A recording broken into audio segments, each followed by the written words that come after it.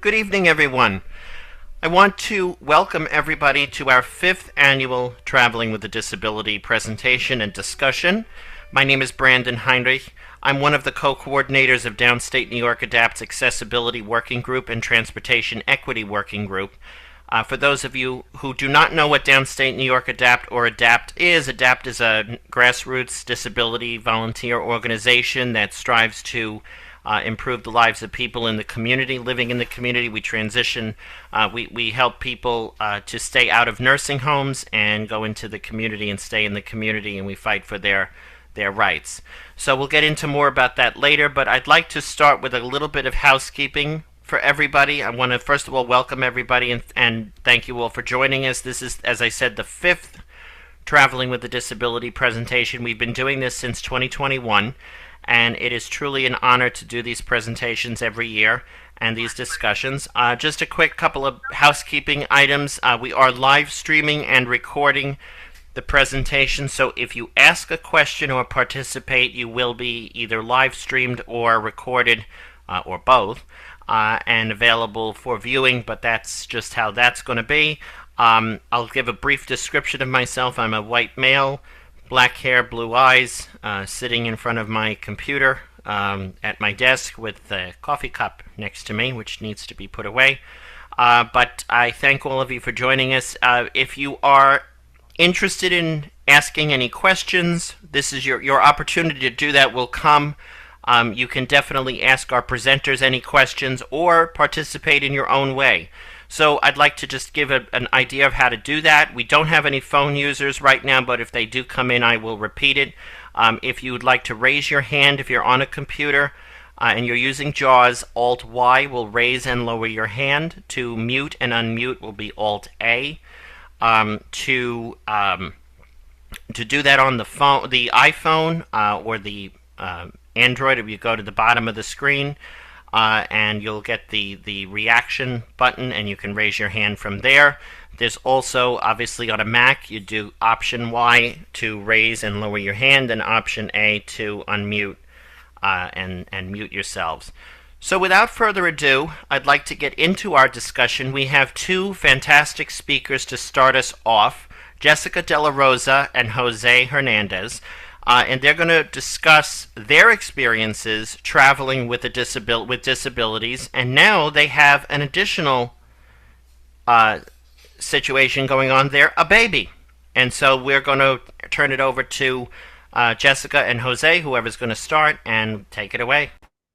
Yeah, now we have a mini traveler.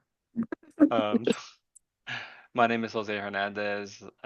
Thank you, Brandon. Jessica, you want to introduce yourself before I put up the slides? Hi, y'all. I'm Jessica. I'm the voluptuous Puerto Rican, as I've always addressed myself with this group over the past couple of years. And I'm a nice Puerto Rican girl, fair skin, wearing a black shirt. Sitting next to my child who is currently eating dinner. Mm, Yes, so I love to travel, and so as a part of that, when I started dating Jose, I was like, dude, you guys like to travel too. And so now we've become a bit of experts, except in the baby area. I traveled with him twice. The last one wasn't great. The first one was good. So, but yeah, go ahead, Jose. And yeah, I am I don't know, medium tone Puerto Rican with a Not messy voluptuous beard, like me. a messy beard, and in desperate need of a haircut, wearing brown shirt, but looks black right now. Oh no, this is a black shirt. I have a black shirt Yes. on. Sharon Yeah, Freeman. Join the Jessica. meeting. Jessica definitely warned me when we started dating, and right from the beginning, you better get on the program and get dating, get traveling. She actually got me on my first flight. Where was that to? Puerto Rico, right? Uh-huh. And I couldn't stop talking because I was so nervous. She was like, "Dude, shut up." I was like, shut up, I just want to sleep. And he just said, la, la, la, la, It was the fastest 2.5 hours I've ever been on. la. So I'm gonna start the slideshow, start sharing. Hold on, I'm gonna reset that.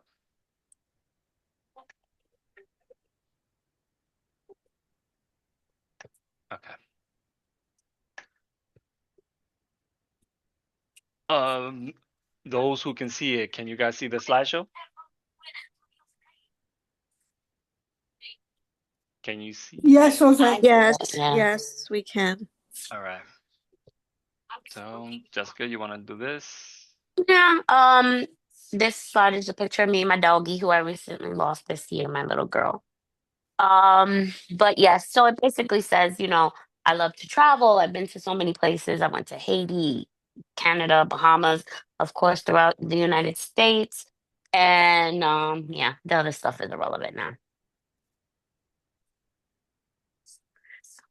You want to alternate, or would you like me? How do you want to do that? You didn't tell me. You're the traveler.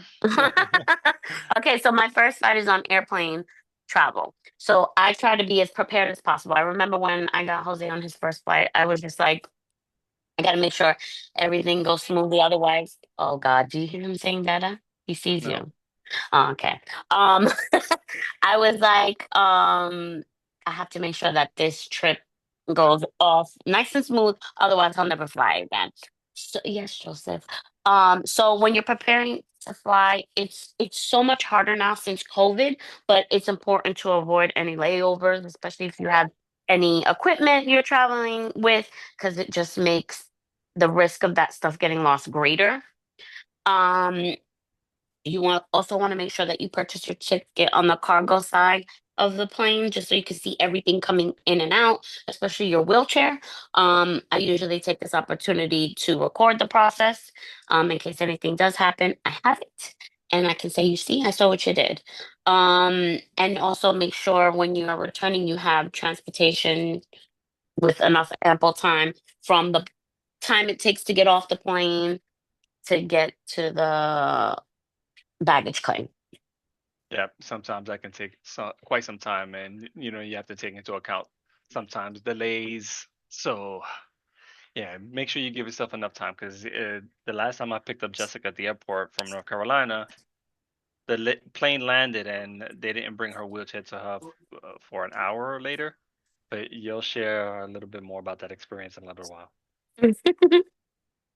So this is a video of different wheelchairs being boarded. I'm just gonna play a couple of clips.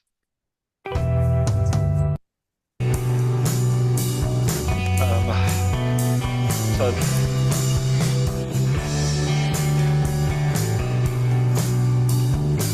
Mute it.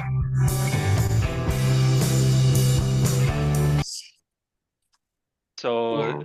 someone is lifting the chair up onto the conveyor belt. Thankfully, some airlines have discontinued that practice, and now they transport it in one of the transport vehicles with a ramp, and the ramp opens up to the conveyor belt. So that practice is no longer done. But this But is it's when, more at the newer airports. Just keep that part in mind.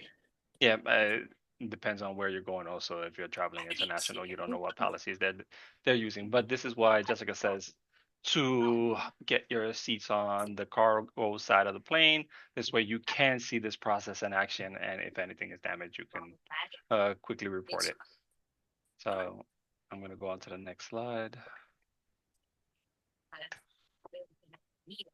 Seat pans.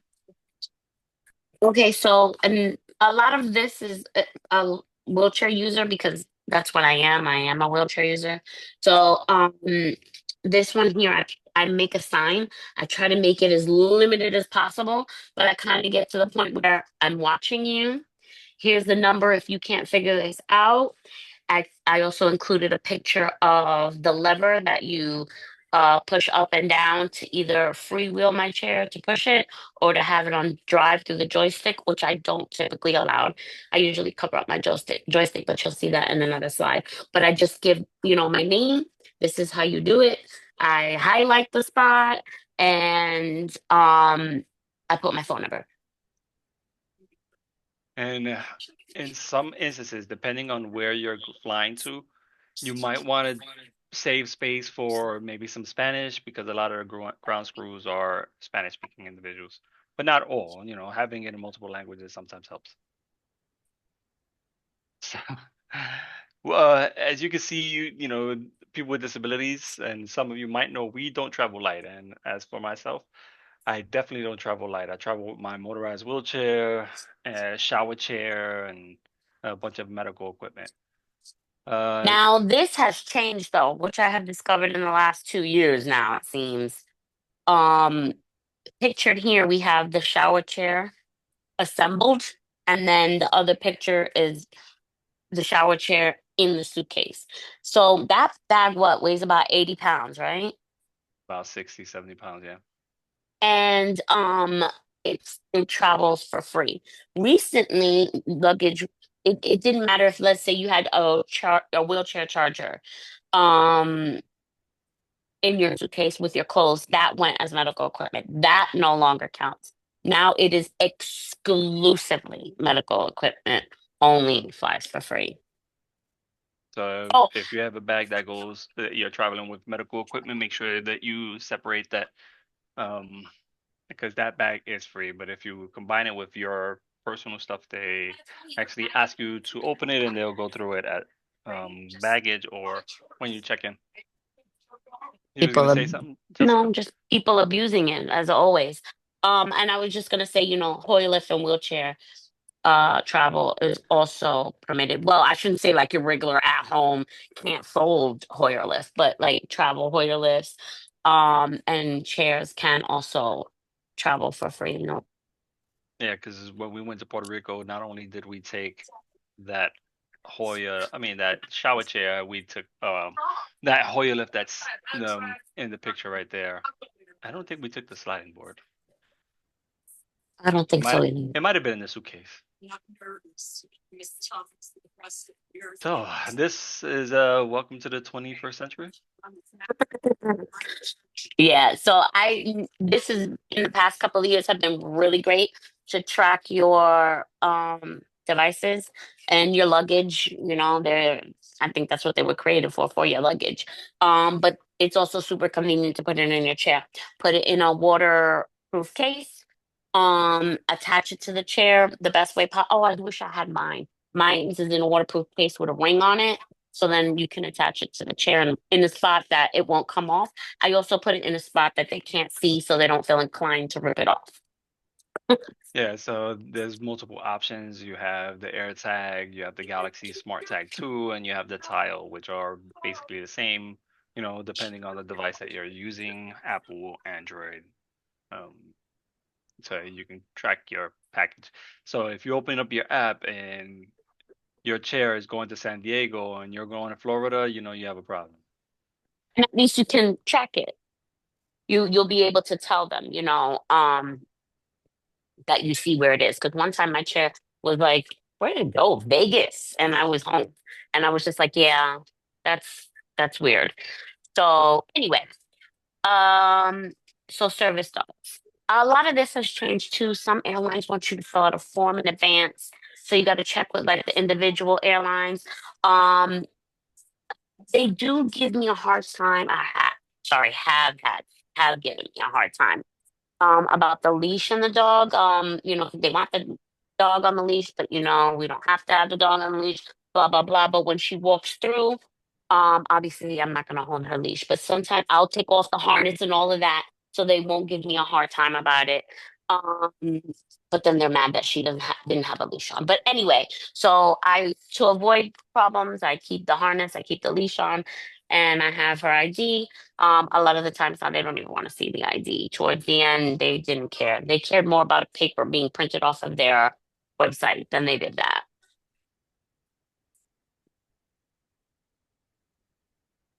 Preparing for Okay. boarding. Yeah. Go ahead. You go first, sir. So when you're preparing to board, make sure that you document your equipment, especially the ones that you're checking at the gate. It's important to document all equipment before you check it, but at the gate, before you board the plane, you pick a spot that shows what gate you're at. You show your boarding pass, making sure that this is the flight and the time that you're boarding, and you take a 360 view of your equipment running, functioning, before And you in get one on, piece. and in one piece before you get on. I usually like hold up and by the way, too, the rug is also an indicator of what airport you're in. They know according to the like there's no dispute.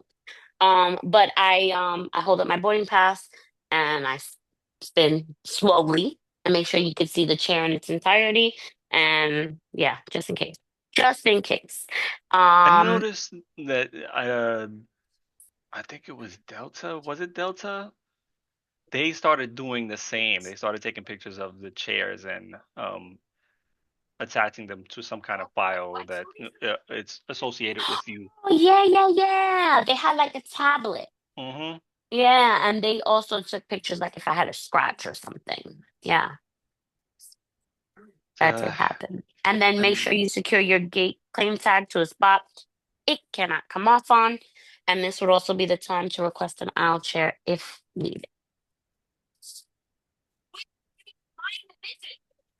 So this is what I was talking about earlier. So pictured here is my joystick. I got really lucky that where my joystick actually connects, it's close. It's not like tied up with a bunch of wires in the back. So I usually just unplug it. And oh, well, before I unplug it, I turn it on. I put it in mode. So this knocks out the joystick, from driving at all. And then I turn it off and then I unplug it. So even if they plug it back in, 9 times out of the 10, they don't know how to get it out of mode. And they still can't drive it. And then I cover it. Um, and I write, please don't drive my chair because you don't know what you're doing and it goes too fast. I obviously don't say that. I think it says don't drive, please, or something like that. I can't see. and But I her try. and her chair actually really, really goes fast. Yeah, it's too fast, too jerky, and anybody else will hurt themselves and then hurt my chair. Boarding. You will always be pre-boarded if you need assistance. And And how to have stow items. and have sold items, yeah. I have stored items. So you'll get, if you needed, you'll get individuals that will help you with the aisle chair. They'll help you into your seat and take the aisle chair away, and they'll help you put your items up at the top.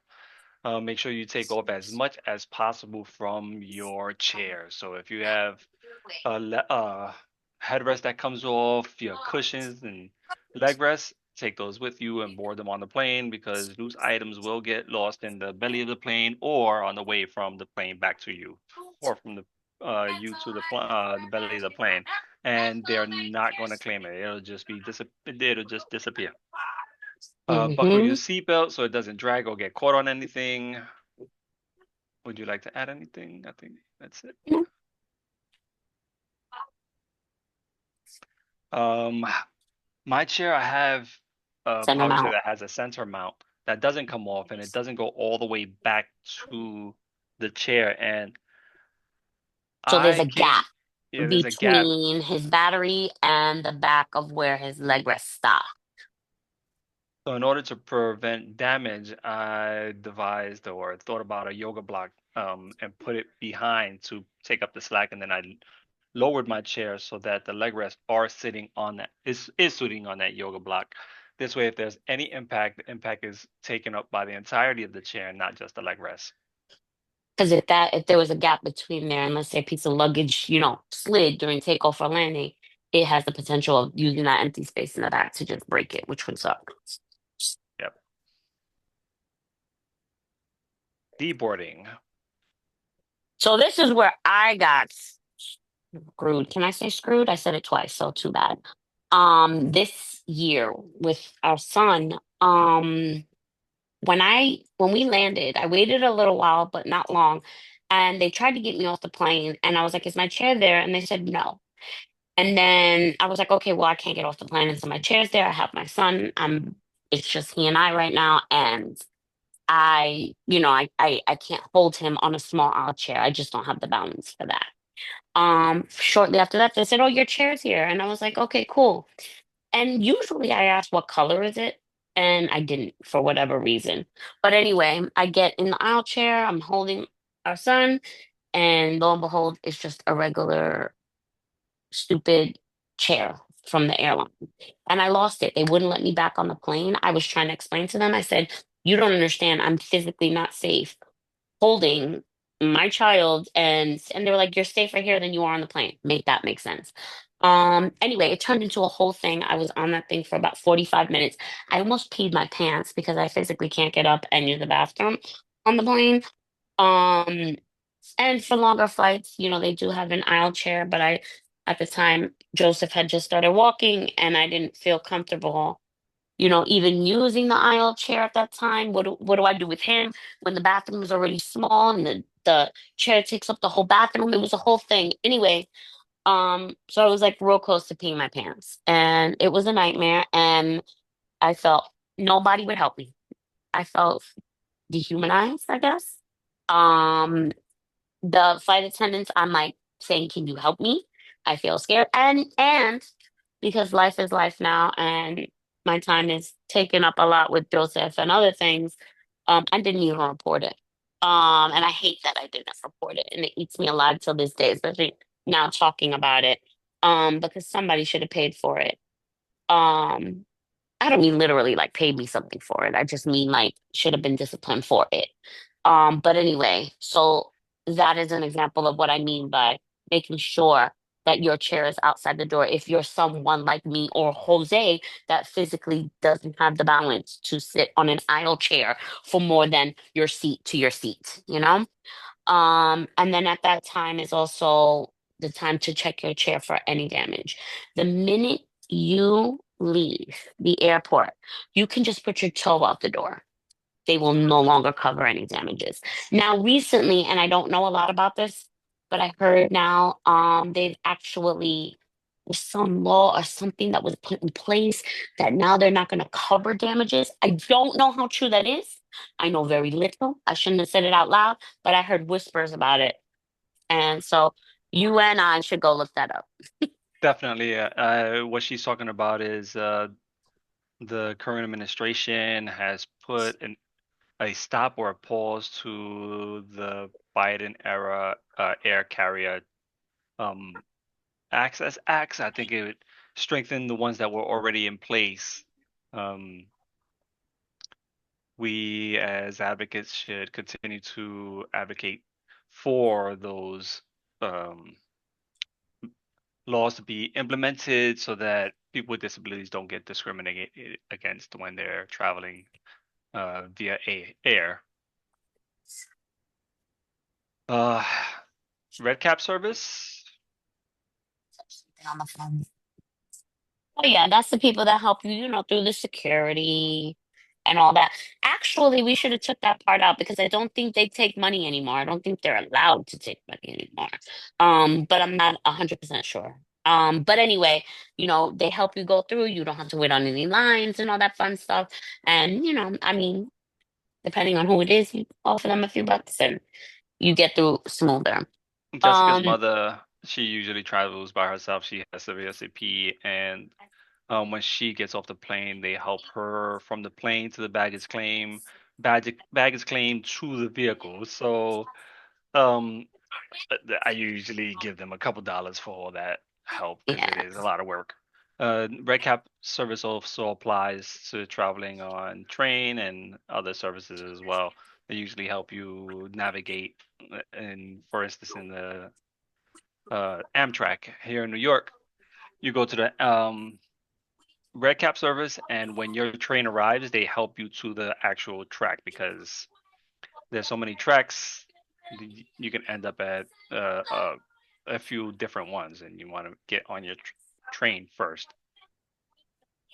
Aisle chair for bathrooms, you said that. All right.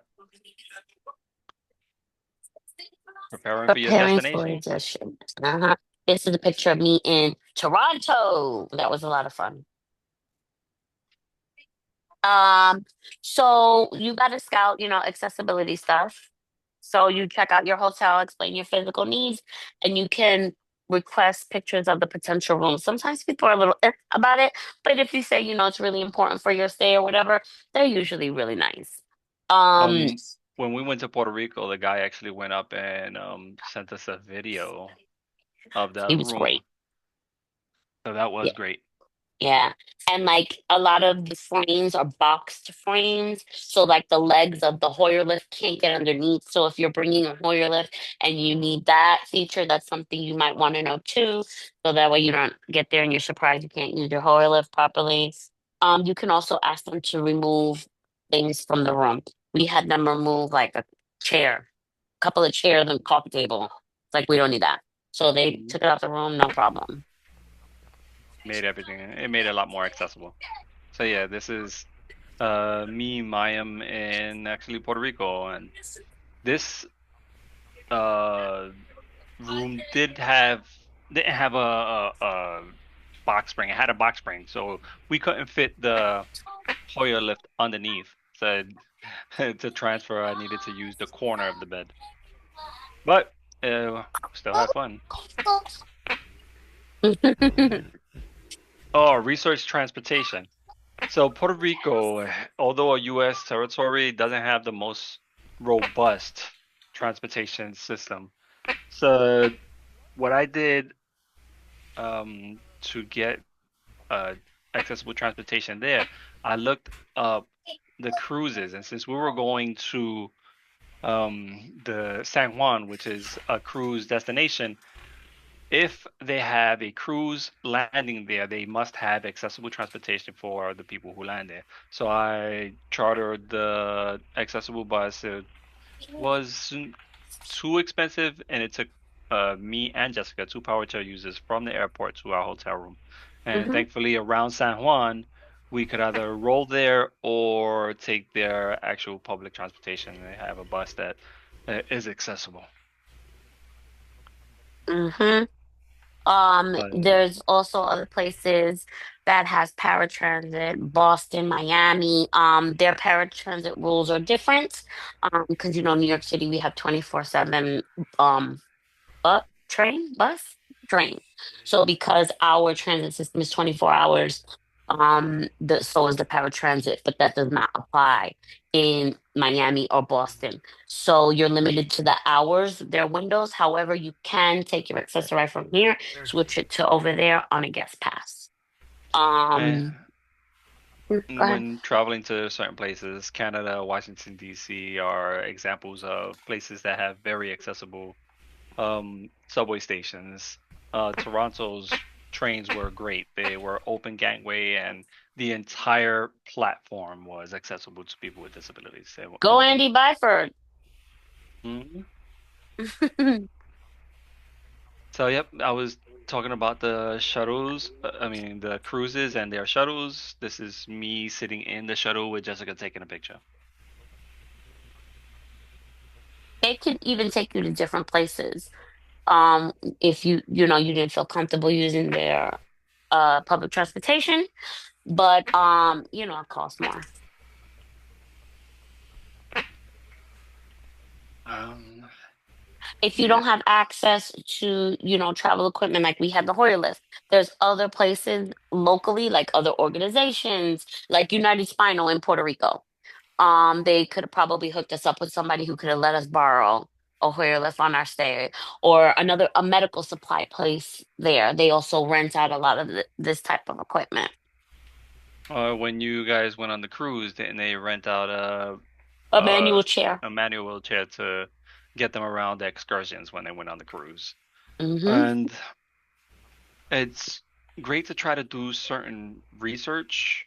I wish I would have taken this advice when we went to Toronto because my battery charger kind of died, and that was interesting getting back home. I arrived with a severely dead wheelchair, but it would have been nice to have had done research and found a place that I can either borrow or rent or purchase a battery wheelchair charger or forgotten Mm-hmm. equipment because when we went to North Carolina, I forgot the sling to the Hoya. Mm-hmm. A Hoyer with no sling is just a fancy coat wrap. And Um, thankfully, Amazon had its Prime, and we got it one in 24 hours the next day. yeah, so that worked out. And it's also good, knowing local repair places too. So in case you have a snafu, we know somebody who got stuck in elevate. Oh, that was in Niagara Falls. Hmm. There you go. This is you, cruise lady. Oh yeah, I love me some cruises. So getting travelers insurance might be an option for you. Just so that you have some type of safety net in case there's an emergency. Um, Reach out to the Cruise Line Accessibility Services Department. They can answer a lot of questions about the room. And you need to fill out specific documents to secure the ADA room. They're really great, though, in my experience, at least with Royal Caribbean. I can't say about nobody else. Um, Other amenities on the ship, you might want to know if the pool lift works. Or one time when I was on a cruise, I did an escape room and there was a lift to the platform of the escape room, and there was an issue there. But if I'd known that, things could have worked out a little bit differently. And in the end, they fixed the situation, but it was a pain in the butt that I would have liked to had avoid. Um, and if you some some boats tender. So when the ship is too big and the port is too small, you need to go from your cruise ship to a smaller ship to the port. And a lot of the times that smaller ship doesn't allow a power chair. So what Jose was mentioning earlier was we rented a manual wheelchair. And that was in Florida. So the place we rented from in Florida brought it to us when we were boarding our cruise, and they picked it up from us when we came back from our cruise. So we had the manual chair. We're gonna just give us a few more minutes. I know that running a little short on time. I want to make sure that everyone else has their time, but have a few more slides. This right here is the bathroom inside of the ship. It was a lot larger than I thought it was gonna be. But I don't like those shower benches that fall down from, like, not fall down, but collapse down from the wall. Because a lot of them now have that extra support leg, and because I'm a nice, round, robust girl, I'm afraid. I just don't want to fall. I, I don't want to bust my tail, and because I also have brittle bones, that would not be good. So in this situation, I used um a plastic chair I found. I think it was somewhere on the ship, or Might it have been might have on the been in the deck. room. I don't know, but I found it, and it wasn't fabric. It was plastic and metal, and I was like, perfect. I'm taking this to the room, and that's what I did. I took it into the room, and I used it and I felt safe. But remember, you got to make sure you get something if you need something like that. You don't take anything that can get messed up, otherwise you're gonna have to pay for it. There's a couple of accessible excursion websites here, wheelchairescapes.com. Um, and this is, for I said that for the excursions. And the Accessibility Service Department is also a good one. And US owned islands tend to offer decent accessibility while other countries do not. But tipping goes a long way. Like in Haiti, I was a queen for a small amount of money, just being carried around all day long. It was great. Didn't someone not even lend you their chair or something like that? That was in Haiti. Some guy, he was a taxi driver in a wheelchair. And anyway, long story short, I needed a manual chair. That's why we learned to rent a manual chair. And so he would lend me his. Gave the guy $40 for the day to use his chair. It's great. Service dog. Contact the accessibility services. You're not allowed to leave your dog on the ship or in the room at any point. Remember, the ADA only applies in the US. You need documentation for each port you go to, and a veterinarian certificate, I believe it was called. Um, oh, it says airlines, but it's not supposed to say that. Ports which are owned by the cruise line are considered U.S. territory, and the dog is allowed. So, for instance, Royal Caribbean owns Coco Cay. Therefore, the dog could, without any issue, go into Coco Cay. They also provide a pet relief area, seen here, for my dog. Bring a power strip. These are just little extras. Bring a power strip because it seems like there's no outlets on a cruise ship room. It's terrible. If you need to charge your chair, CPAP, nebulizer, phone, it can be challenging as hell. Be mindful of allergies. The first day I was on the ship, they had this great party, but when I looked up, there was a bunch of latex balloons in the ceiling. They were going to be dropped at the end of the party, so I skipped that because I have a latex allergy. So inquire about those things. Another good thing is if you don't want to pay for the internet, bring walkie-talkies. It makes it easy to communicate with your group. And like I mentioned before, tipping in other countries go a long way. And here's another little tip that I am starting to learn. In cruises, you have to pay for internet per device. If you bring a travel router, you can pay for that one device and share the internet across everyone in the room. Disrespect. Alternate means of travel, Amtrak. We mentioned the Red Cap services. Notify them about service animals, Traveling. and accessible restrooms are available in the accessible cars. Greyhound. I haven't used Greyhound in such a long time. Yeah, it's been a while. And Megabus. I know I've used Megabus to get to Washington, D.C. If you purchase your tickets in advance, they are a lot cheaper. And the last time I used them, PCAs traveled for free. And that was the end. Sorry, y'all, we went on and on, but there you go. Happy travels. Thank you, Jessica. Thank you, Jose. We have one question. Anthony has your hand raised. You can unmute.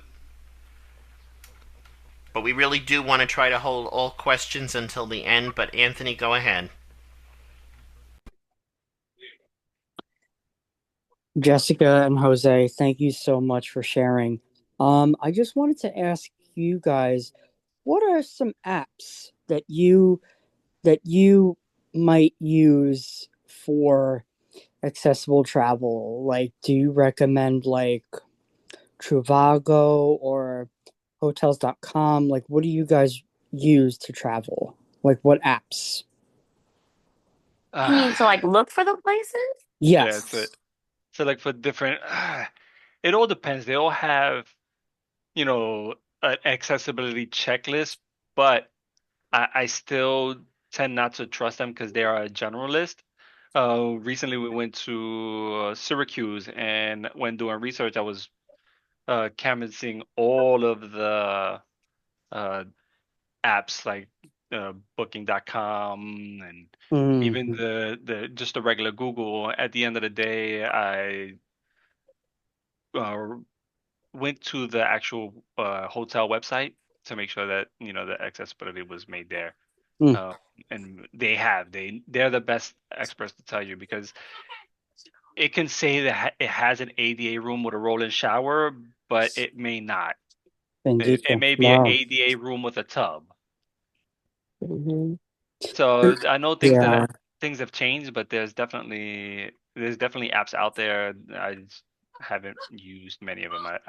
I'm old school and tend to do a lot of the research on my own. You're old school, Jose? Old school. I'm 45. Oh, that's so old school. That's not that old school, but you know. Not that viejo. Anyway, thank you, Anthony, for your question. Marilyn, you had your hand up? Yes, I have a question. When you're traveling with your son, do you put him in a stroller? Also, do you carry like a pack and play for him? What do you bring for the baby? Because you're bringing a lot of stuff for yourselves, both of you. But what do you bring for the baby? He did. Well, I did bring his stroller. And I got really lucky. The place that he's been twice is family, so everything we need is there. There's, I'm Puerto Rican. We like roaches. We have a lot of young babies. So, so we were all set in that department. But however, we did go to a hotel, and my cousin, we didn't ask in advance, but when we got there to check in, they asked if we wanted a pack and play for him. A lot of hotels have them now. Yes. So you can, if that's something you need, you can do that in advance. I was unlucky, and they didn't pack me this time. Anybody else have a question for these two wonderful people before we move on that hasn't asked a question yet? And I do bring his stroller. Also, if I didn't say that, I do. Yes, you did. It's something else to check at the gate. Fun. Or pack into the car. Now, question: when you push the stroller, how do you do it since both of you are in wheelchairs? You know what? Not to toot my own horn here, but I'm a really good driver at my chair. So it's second nature. I was more bound by fear in the beginning, especially when he was a newborn. Like I was like, oh God, I'm gonna kill him. He's little. I'm gonna crack his skull open on the concrete. But no, now I can just basically do it with my eyes closed, no pun intended. I'm sorry. Marilyn, Thanks. she's like a mule. There's a picture or a video of her with a Christmas tree strapped to her chair, something in between her legs, I was something on pushing her the side, stroller and pushing the stroller. and I Oh had my Liam on my God. lap. Yeah. I should get that picture. That's yeah. You guys are amazing. Thank you, because this Thanks to the leads a both whole of you. whole nother perspective to everything. So It does. really appreciate it. We're going to move on to our next speaker, if nobody else has any other questions, because we have two more speakers to get to before we open the floor to like general discussion here. Our next speaker is Marilyn Tucci. The woman needs no introduction. She is an advocate for many, many, many, many years. Way back on the stoop in Brooklyn, she was advocating already in the 50s and 60s, but she'll tell you. But really, Marilyn's stories are about traveling, I guess, with a cane and with a dog when you think about it, because she did both. So, Marilyn, it's all yours. Okay, and thank you. And also with 4 little children. That too. So thank you for the introduction. I'm going to start with being myself, like a mother. I had 4 sons, and having visual impairments. You know, this is why I'm curious how Jose and Jessica did it, with their son traveling, since they're both in wheelchairs. Sometimes you have to improvise with children when you're traveling, and you have to sort of like tie them together, as I say. Years ago, they used to have these things, these straps that used to go over the children. Some people thought it was cruel, but if you can't see your children and you got to keep them near you, it's something that parents, who are blind should use. But getting back to traveling, I traveled with a cane. I did a lot of traveling by myself. My husband was in the military, so where he was stationed, I would go. I used to take Greyhound. When they brought up Greyhound, that's something I haven't taken in years. And when I was using a cane, we didn't have fold up canes back in the day. It was a white, heavy cane, and it did not fold. I wish it would have. And it was a little heavy to use, but it helped you get around. And traveling with it, of course, like I said, was always a major issue because there was nowhere for you to fold up this cane and put it. So you were constantly holding it, and you had to make sure it was always out of the way of people who can see, like you didn't trip them with the cane, or you didn't, get into any holes or anything with this cane. And then as my children got older, I made a decision that I didn't want to use a cane anymore. I never liked using the cane. To me, it was a stigma. I'd rather use a dog. So I decided that I was going to get a guide dog. And the first time I applied for a dog and they accepted me, I applied to all the schools, and then I chickened out. And I was working, and everybody said to me, well, what are you afraid of? I said, I'm afraid of entrusting my life to a dog. And they go, well, you entrust it to a stick? And that made me like change and say, you know what, you're right. And as I've said, I've traveled a lot by myself with, not always with other people. It's nicer to travel with people, but it's also a good experience to travel by yourself because that's how you learn with a disability how to get around. It gives you better mobility. So I got a guide dog, and that gave me the ultimate freedom. It also solidified my bond, with the dog, knowing that I could trust this dog with my life and I could go anywhere I want. All my dogs, except for the dog I have now, Chloe, everyone has flown on planes. They've been on boats, ferries, cars, vans, walking, trains, Amtrak, Long Island Railroad, New York City subways, everything they've been exposed to. When the pandemic hit, it really changed things a lot for me in my way of thinking of traveling. So I didn't go into the city for quite a few years. And I think it was last June, I did go into the city with the dog, and I hadn't been in the city like in almost 5 years by myself. But I really wasn't by myself because I took Brandon with me. And the dog did a great job guiding me. And I thought to myself, if I was using a cane, I would have so many more problems trying to figure out where it's so much easier to tell the dog, find the seat, find the steps, find the elevator, find the bathroom, find this, find that.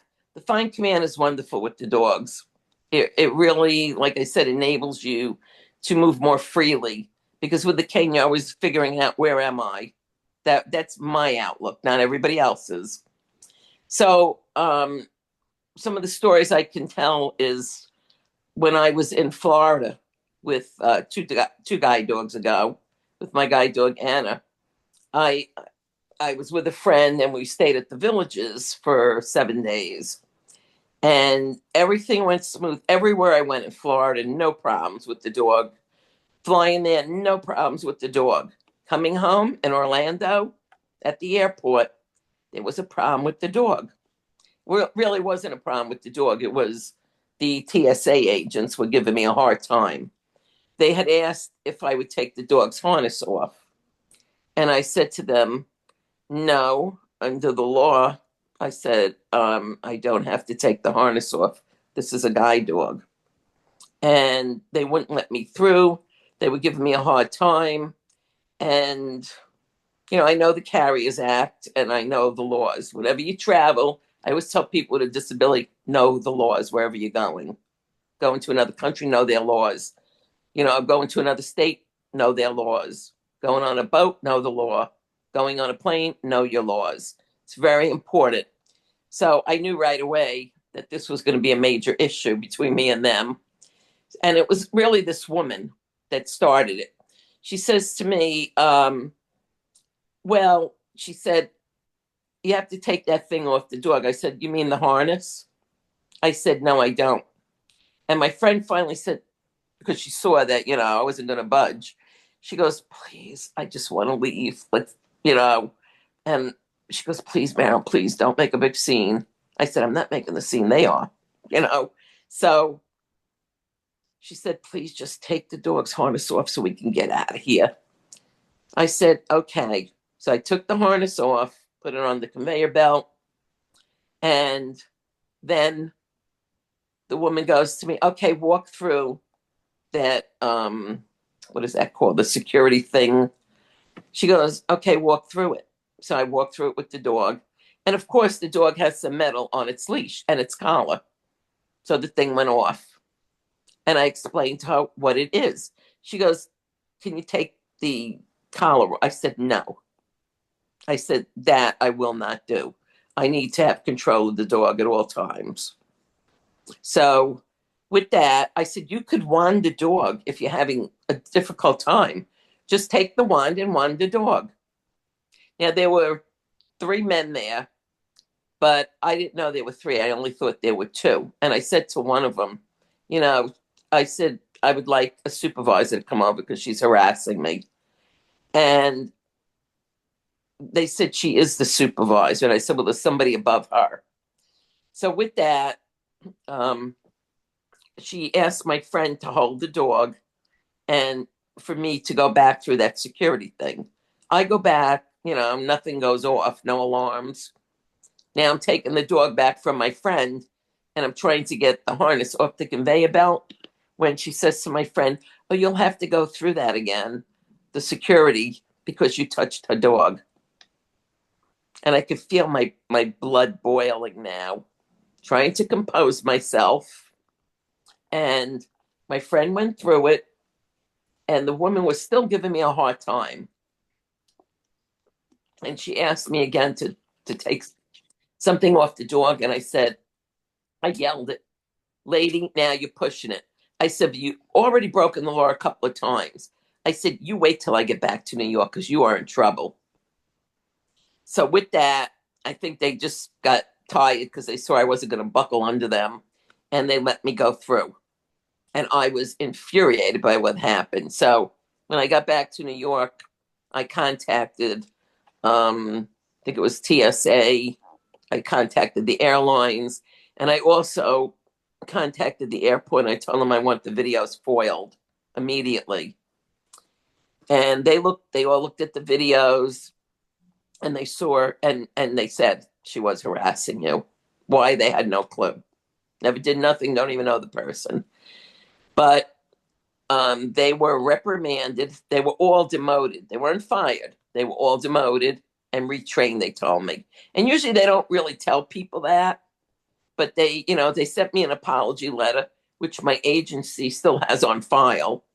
And that was a system change I did because the following week they were expecting through that airport 3,000 blind people going to the NFB convention.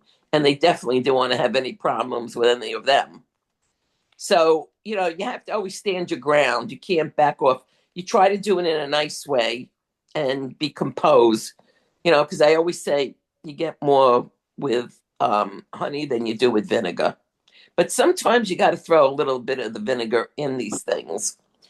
And I've gone to Florida many, many times. In fact, when I went to Disney, I've also been to not only Disney, but I've been to Great Adventure and Hershey Park.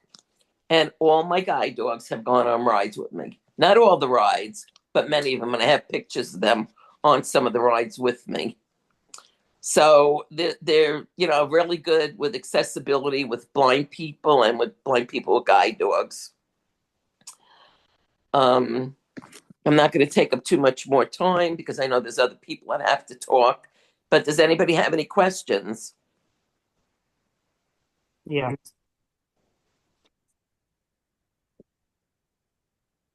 Go ahead. Now, what was the experience like, Marilyn? This is Anthony, by the way. What was the experience like when you were on the rides with your guide dog? Did they enjoy it? Did they get sick from it? No, none of my dogs got sick. Thank God for at that. first they were a little leery, oh, what is Marilyn doing? Crazy Marilyn, what are we doing now with her? That's so funny. My dogs live an exciting life with me. Let's put it that way. They're not bored. Brandon can attest to that. Oh boy, I bet. So, no, they would just sit, like the people that were, helping you on the rides would tell me, I went on a log flume ride at Great Adventure. They were a little leery about it, but we had a strap to go around the dog too. The dog sat up between my legs and I held onto the dog. Aw. And the dog enjoyed it. They liked the wind in their face, just like people. Oh. And, some of the other rides were more mild than I went on. I think the log flume was the scariest, Marilyn, I have to stop you for 1 second because I was at Adventureland a long time ago when I was at camp, Helen Keller. Mm-hmm. I would go on the log flume. And this is crazy. I would go on the log flume, and then I was like, "Oh God, now I'm gonna get wet," and I didn't like that feeling at all. So I was but I think it's fun because you're not expecting it, and because you can't see what's happening, it's a real fun experience. Because I like the feeling where because my mom and I were at Adventureland a long time ago, and my mom and I went on a pirate ship. And I'm going to be honest with you, Marilyn. You want to know something? She got sick. Oh. She got sick from it. And she's like, I'm not doing this again. And I'm like, I look at her I mean, I don't blame you because if you go on another ride, you're going to get sick and I don't want that. But going back to traveling, do you use any AI to travel? Does AI do you travel Back in anymore? those days, we didn't have anything like that. You have to remember, I'm kind of old. So when you traveled, you would just You ain't that call. old, Marilyn. Oh, yes, I am. Trust me. You ain't that old. But you would call like when, before all the security, before 9/11, I would just call an airline. I used to fly every other month down to Virginia to visit a friend of mine because we were very close. Oh, my aunt lives And in all I Virginia. would have My to aunt do lives is in call Virginia. the airlines and tell them I'm coming on with a guide dog. I didn't need any paperwork. You know, my husband would drop me off at the airport after work. I'd go in there, and the people got to know you because I was doing it so frequent. Right. And Yeah. there was a part of it because I would change planes in I think it was Reagan Airport in Washington D.C.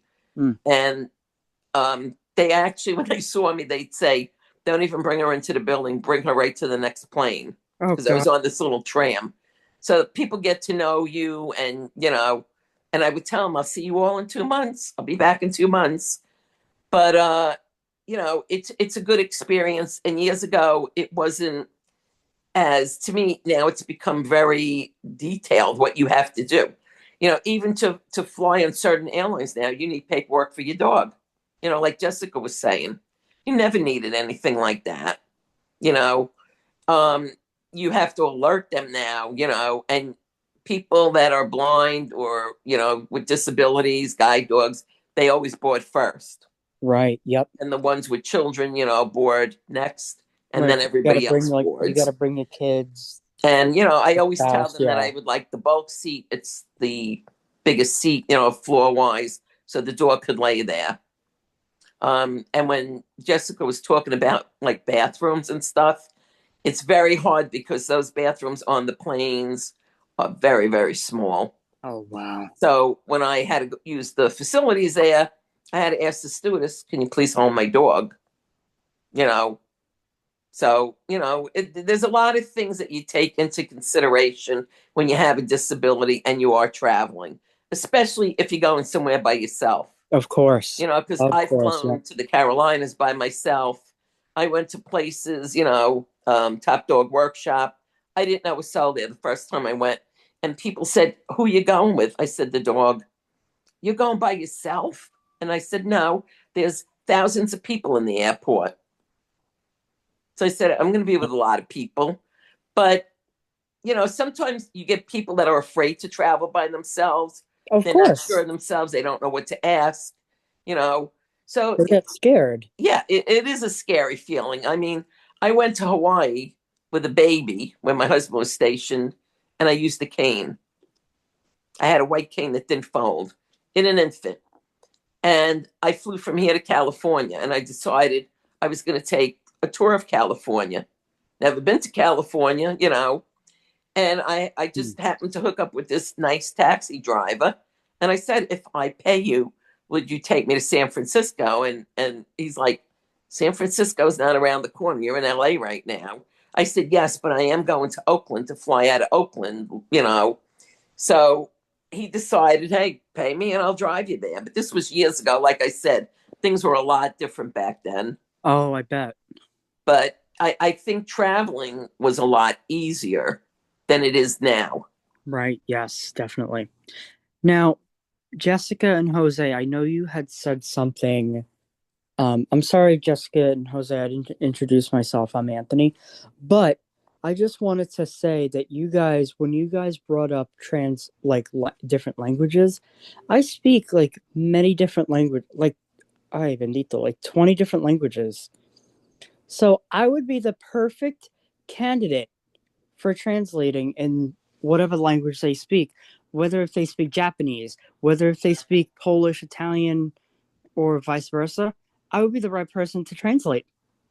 You speak 20 languages. What the hell? God bless. You Yes, barely Kevin. speak English. Yeah. Oh, yeah. That's Yeah. pretty cool. I even taught myself. Get out of here. You could be making big money being a translator. What's wrong with you? That's so funny you said that because I might be going to college to study foreign languages, believe it or not. Hey. huge success to you do that. Yes. I think we were talking more though, like with the seat pan, like having it maybe in English and Spanish, because a lot of the people who do the work on the back end, they are Spanish speaking people. So, to have the instructions, I guess, in both languages would Of be easier course, than that. yeah. But I'm sure they do carry like Italian or like the languages that I speak.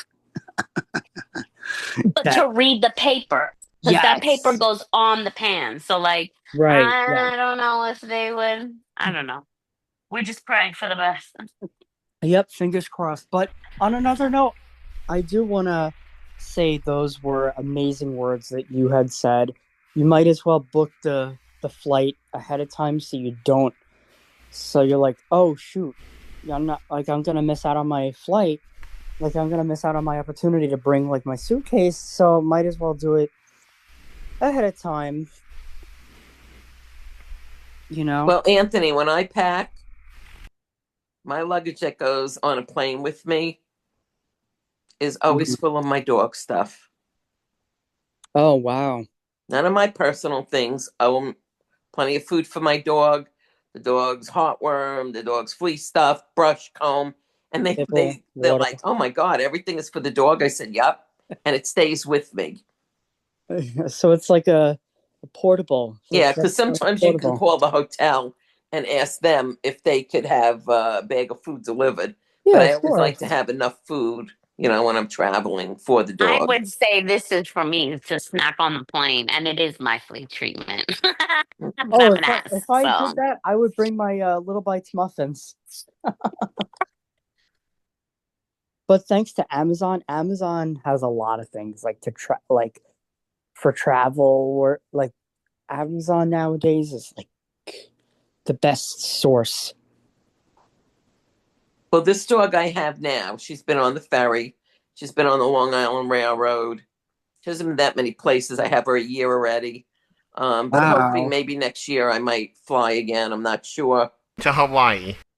Well, yeah, I want to go to Hawaii before I die because I used to live there. Damn. And all my friends have passed away that lived there. You actually lived in Hawaii? Mm-hmm. Aloha. Wow. All right, anybody else have any other questions for Marilyn before we move on to our final speaker, and then we'll get into discussion?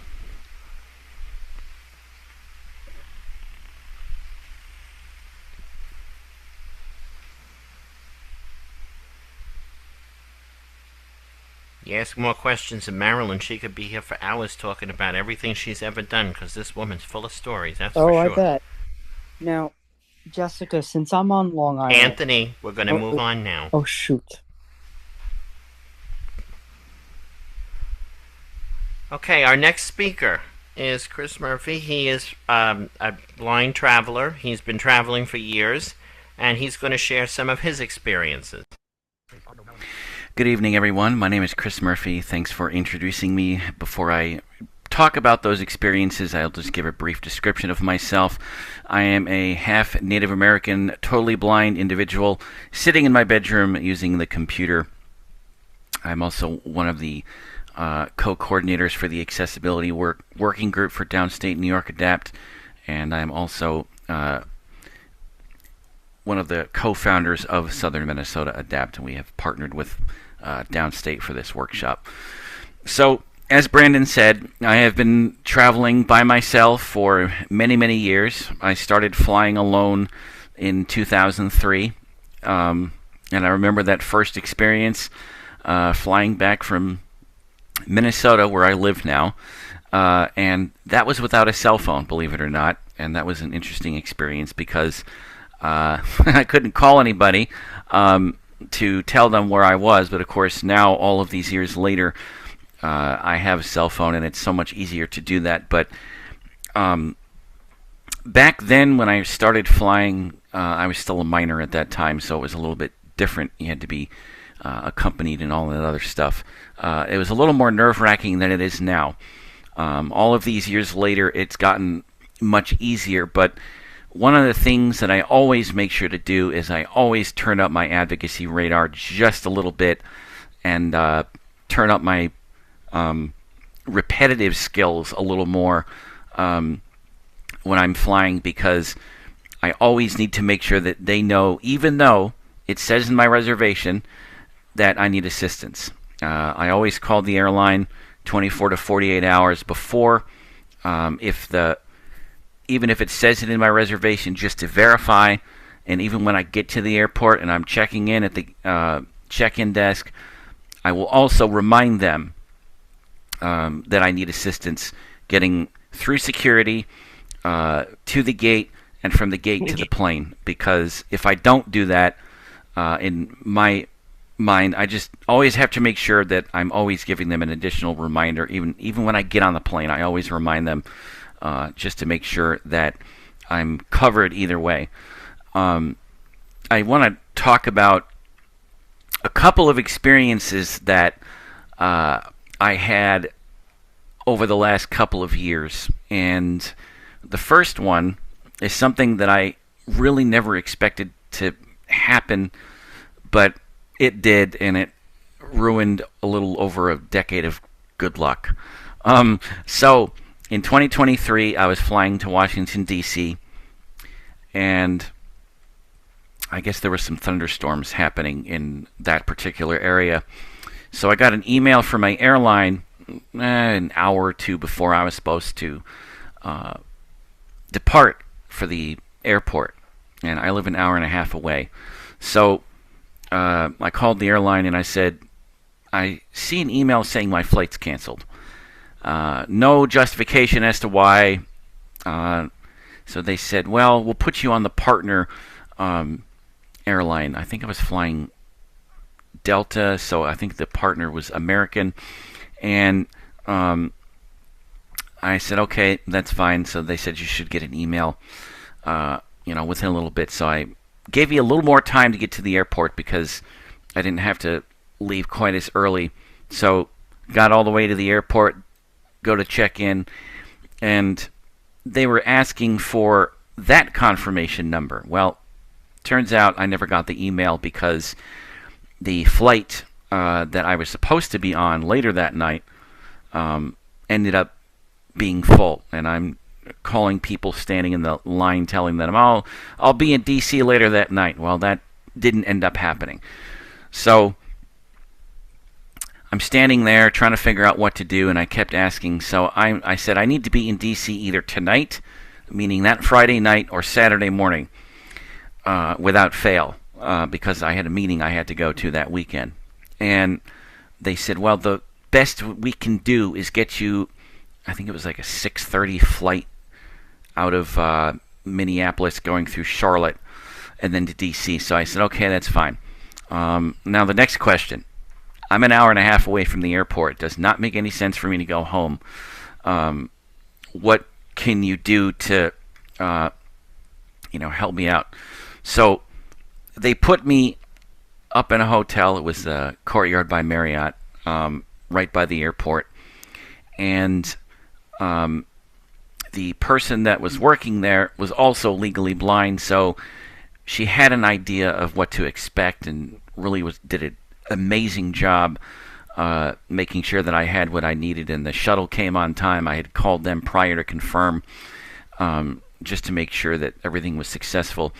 And then I got to the airport the next morning, and I asked the person. It was the same person that checked me in, or was talking to me about getting the hotel reservations. And I said, I'm just curious, why did you do that for me? And he said, well, we use those for people with specific circumstances. You had a specific circumstance that was going on, and, we felt that it was a good thing to do. So, needless to say, I got to D.C. just as the meeting was in progress, and I finally got there. But like I said, that kind of ruined about 10 years of bad luck. But the second experience that I want to talk about is, I'll combine two into one. As many of you know, they had started the Real ID enforcement earlier this year, and they had changed the regulations so that you could fly without one, and I had ordered mine and gotten all that paperwork done. And I was nervous because I was going to D.C. and I didn't have a real ID. Later on that year, of course, I was going to Connecticut. And the thing I was not sure about was what's going to happen to me. Am I going to get pulled aside? Are they going to take me somewhere else and I'm going to get transported from one person to the next because, I have to go somewhere else and do a whole process? Well, it turns out that was not the case. They actually let me through each time I flew without the real ID. Fortunately, I have one now. But the final thing that I want to talk about is an experience that happened coming back from D.C. going through Chicago. So I had a flight from D.C. to Chicago, Chicago to Minneapolis. Got from D.C. to Chicago successfully. And then we had, I think there were about 3 or 4 delays within the flight. Literally kept changing every 5 seconds. They told us, we're leaving at this time. Then we're going to leave at this time, so stay on the plane for an hour. And then they told us, well, now get off the plane for an hour or so and come back. And I was extremely nervous at this point because I had no clue how this was going to work because I had to go in the airport. I didn't know what was going to happen. There were 2 individuals, and I wish I had gotten their names, that both times we ended up getting off the plane kept checking on me every few minutes, and they ended up buying me dinner that night at the airport, which was totally unexpected. But you see those people sometimes that will go out of their way to make sure that you have what you need, even if they're complete strangers and they're not the TSA. But my final closing point again is that whenever you fly or you're traveling at all and you are alone, make sure you turn up that advocacy meter just a little bit more. Always provide those reminders, even though you have those reservations stating that you need assistance, because the worst thing that could happen is you could be forgotten about. Go up to some random person if you have to, which I've done maybe once, and ask them to find somebody or help you get to the plane. I always make sure to do that because I don't want to get left anywhere, and I always stand up. The minute they start calling the pre-board, I always stand up, unfold my cane, and just stand there so that they can see me.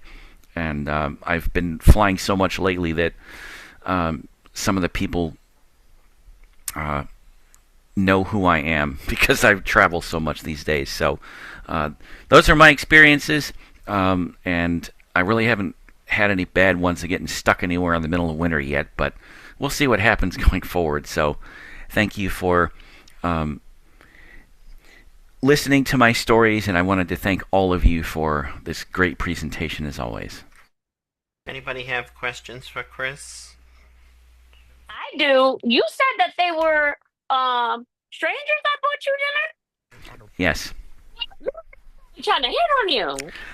I really don't know if that's the case, but they literally would check. Dinner. They literally checked on me every few minutes when we had to get off the plane both times, and kept making sure that I was okay, and ended up bringing me back to the plane. And then we were going through the little food court there, and I was getting my wallet out to pay for the money, and she's like, "No, my sister's got it." I said, "Y'all didn't have to do that." And I feel bad. She's like, "Don't worry about it. We're all going through a bit of a stressful time right now because we finally got on the plane, we finally got back, but it was much, much later than it was supposed to be because of the weather." All I can say is excuse the rest of us. I didn't get home till 1 a.m. if that says anything to anybody. Marilyn, you had a question?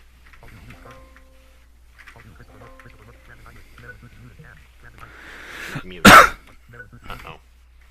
Can you hear me? Now we hear you. Okay, sorry. Chris, I Thought you wanted fell you to asleep. share also, because it's something I didn't bring up, is also when you travel, and because I think almost everybody on here uses a paratransit, you can change where you live to a paratransit to where you're going.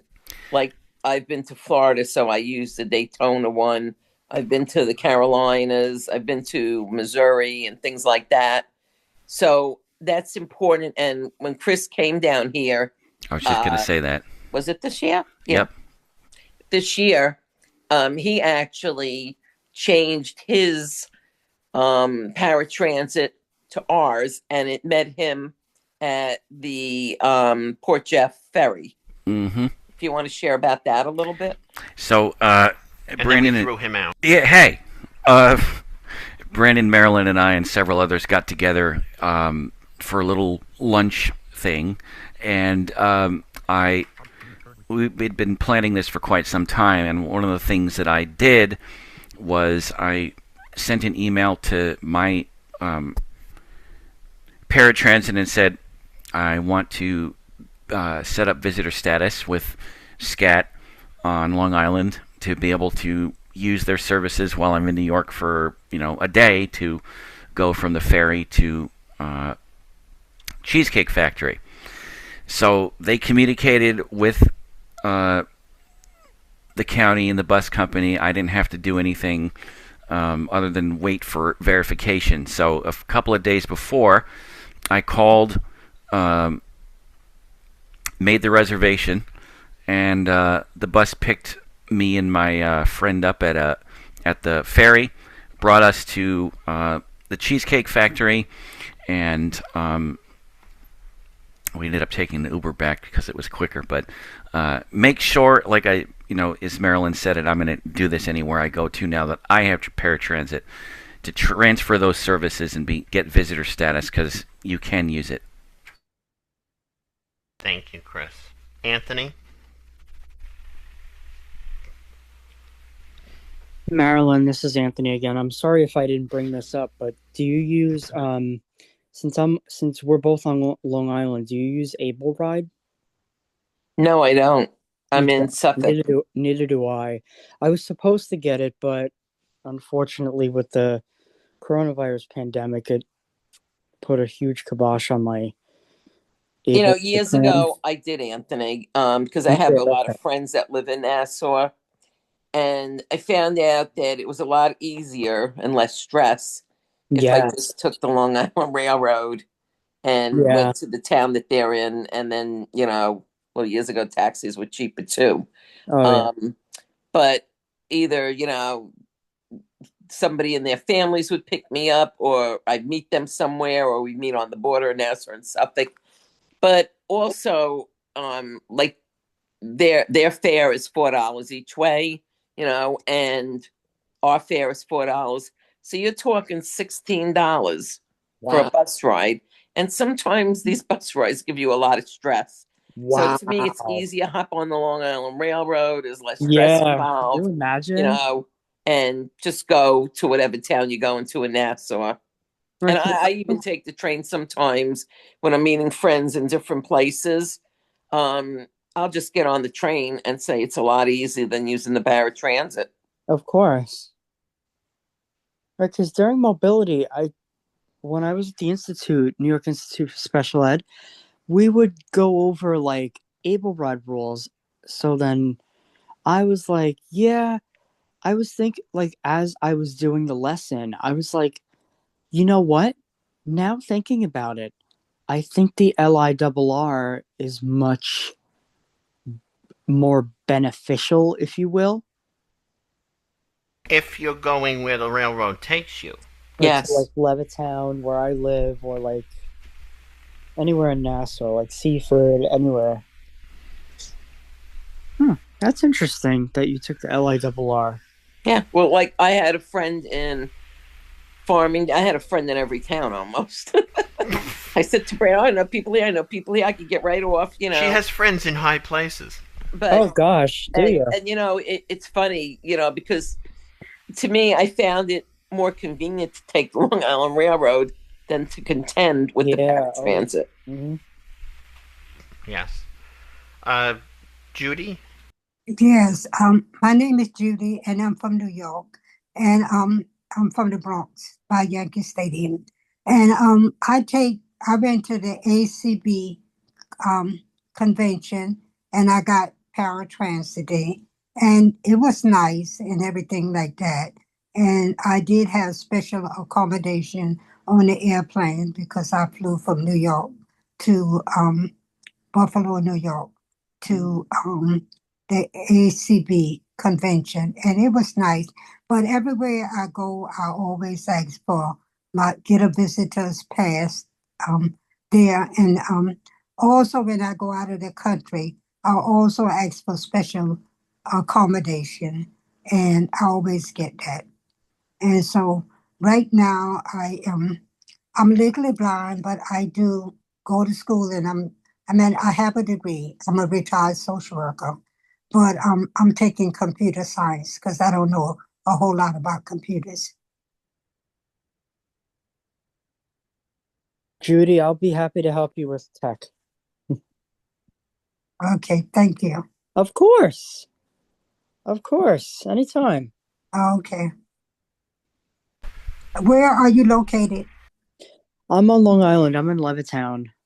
Okay, because my workers are on Long Island because I see them all the time. In fact, they come to my house sometimes, and sometimes since I'm working, I meet them at Helen Kelly at 180 Livingston Street. But I've been to the main building about several times as well. Oh, wow. Yeah. Wow. Anybody else have any questions? Because we're talking about all these wonderful things, but there was something that somebody did want to talk about. Unfortunately, that person isn't here anymore, but we'll talk about it anyway. But does anybody else have any other questions for any of our speakers so far?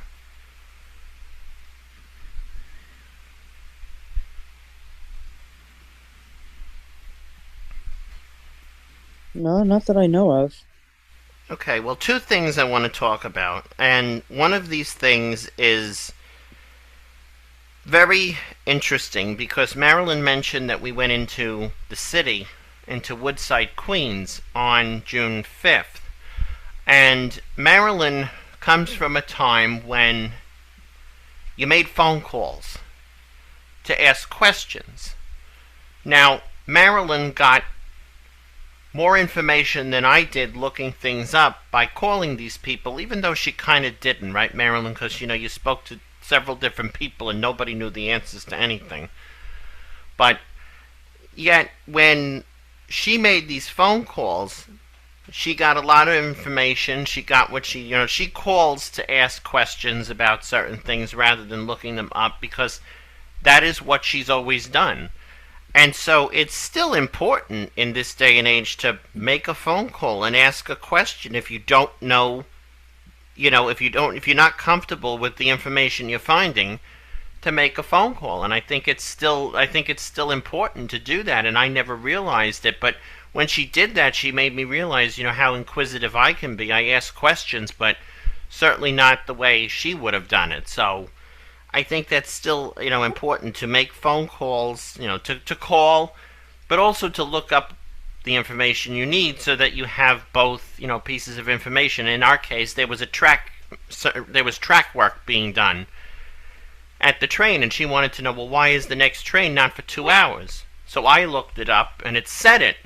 But when she called, she went through how many different times of calling them to get the same piece of information? I think I called 3 times. I like to verify things. She likes to verify the stuff that's right in front of me in fine print. And then my brother's friend called, too, to make sure I was getting everything correct. And I also look it up online. But meanwhile, it's in front of me in fine print. But that's the problem. It's in fine print. And saw the same thing, but I want to talk to a human. Well, sometimes talking to a human is a better thing, because if you think about it, talking to a human, you get some information, but then again, sometimes you talk to a human, you're just as confused as when you started. But if you're not sure where you're going, I was never in Woodside, Queens, and I was trying to ask them about the platform. I'm asking them where the steps are when I get off the train. Are the steps to the right or the left? Because I got to know what to tell my dog. In fact, you could share about when I asked the conductor, do I get off to the right or the left? Oh, yes. And he told her one direction, it was the opposite direction. Yeah. But that's all right. I always want to give my dog the correct, command. Find the door right to the door. Find the door left to the door. But like Marilyn said, if it hadn't been for our sighted friend, we'd still be on that platform. And she's got excellent mobility. But we would still be on that platform. Well, hopefully we would have been off by now. I don't know. This is, what is this, October? End of October? Yeah. We'd still be sitting there. But the important thing is when you have a disability, ask lots of questions to people. I mean, I always ask questions, but I never realized when you make a phone call, sometimes you get a little more information, although it literally did say exactly what she found out. Track work. Anthony, your hand is up. Did you still have a question? Sorry, I just wanted to add to that. Just make sure you get names of people. So in case something does club you and you feel so inclined to take it back to them, to fix for the next time, so to speak, because that's the one thing. If you see things online, you can take screenshots. You can't take a screenshot of somebody over the phone. Mm-hmm. Yeah. You can't? What a shock. Yeah, what a shock. It's on video. Mm-hmm. I didn't have a question, but I just wanted to add, I think, yeah, making phone calls is, of course, the thing you could do. But nowadays, you could ask, I don't know if you guys have done this, but you can ask, like, AI, like Meta AI or Chat GPT. They'll definitely give you information. Well, like Marilyn, I'm old school, and I don't trust any of that stuff. So yeah. I still do it the old way. I still look things up. I ask my Echo, of course, but... Yeah, but I don't even trust that. I look it up right on the thing. There's an app for the Long Island Railroad. I look it right up on there. If I have a question, I look it up, and it'll usually tell me the answer I want to hear. If it's not a satisfactory answer, then I go find a satisfactory answer. Right, yep. That's like anything in life. If you don't find a satisfactory answer first, you keep going. Oh, I always find my satisfactory answer. Howard? What? Oh.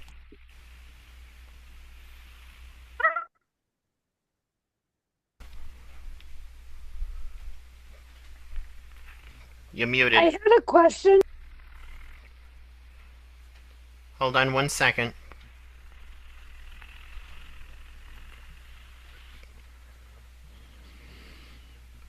Okay, we'll get back to Howard. Who had a question? This is Darlene. Go ahead, Darlene.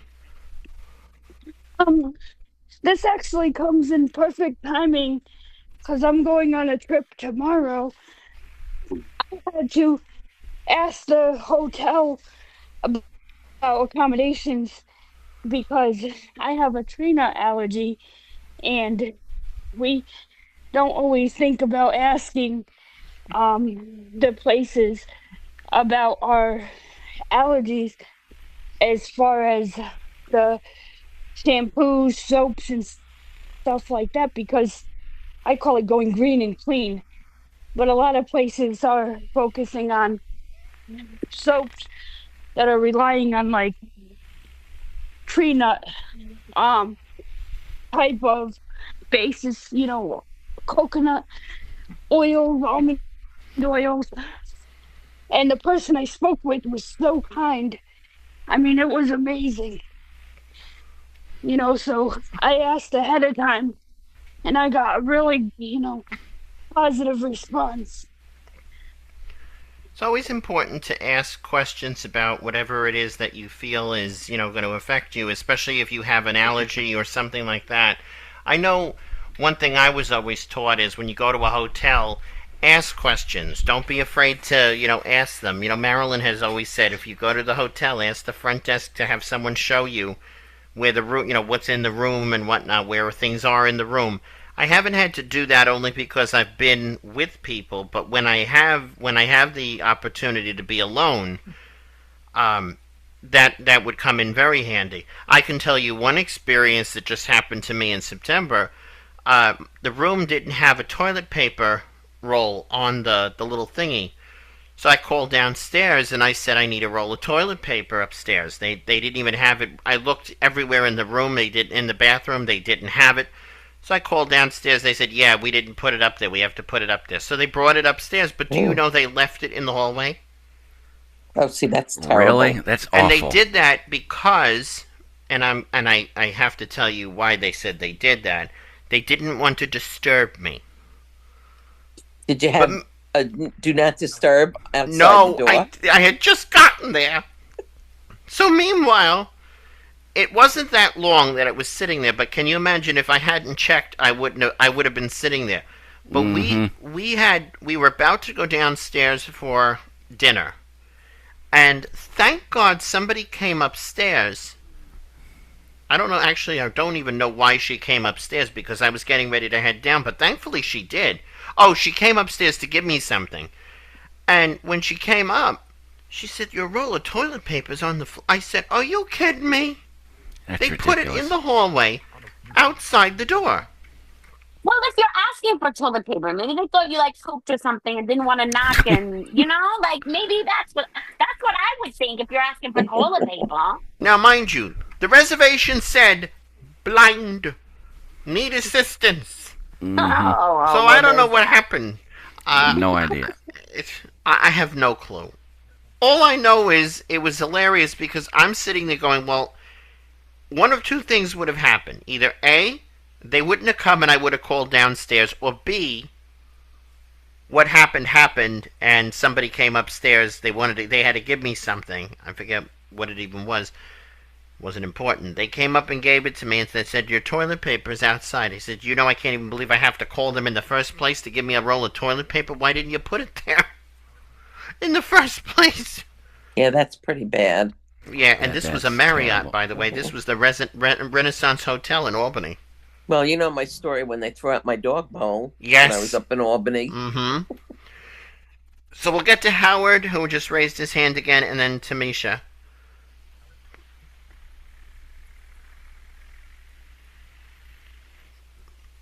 And you're muted, Howard. It's Alt-A to unmute.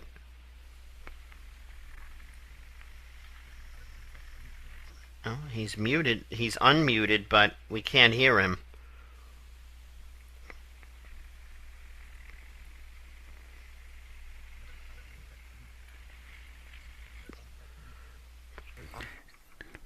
If anyone's not able to speak, if you want to put your question in the chat, we can answer it. Yeah, we can always, and you can always send it to us later, and we can try to answer your question afterward. Tamisha? Am I coming through clearly? Yes, we hear you. Okay, perfectly. Great. Thank you. So this question is for those on the panel who are visually impaired or blind. I'm wondering, how do you navigate spaces, particularly airports, train stations, outside of the country?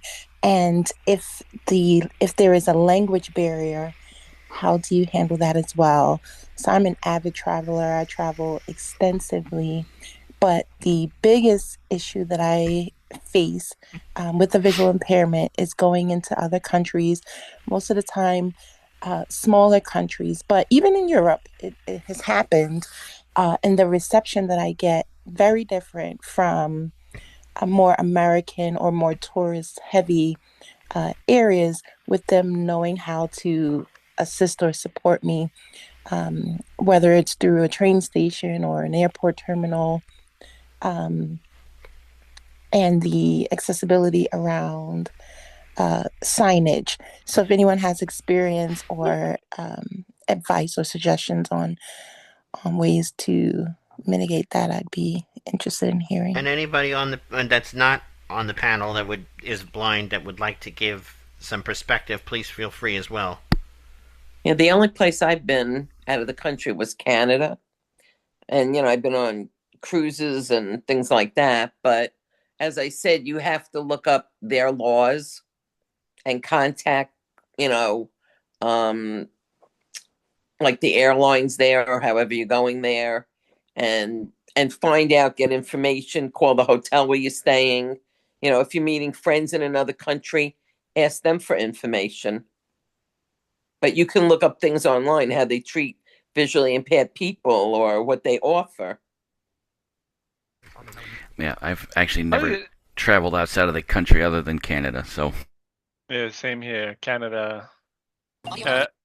I would say, me personally, I would go even as far as look up disability-focused organizations in that country and maybe possibly reach out. Hello, this is Bob White. Can I talk? Yes, you may. Okay. I've been waiting for you to talk all night. Thank you, Brandon.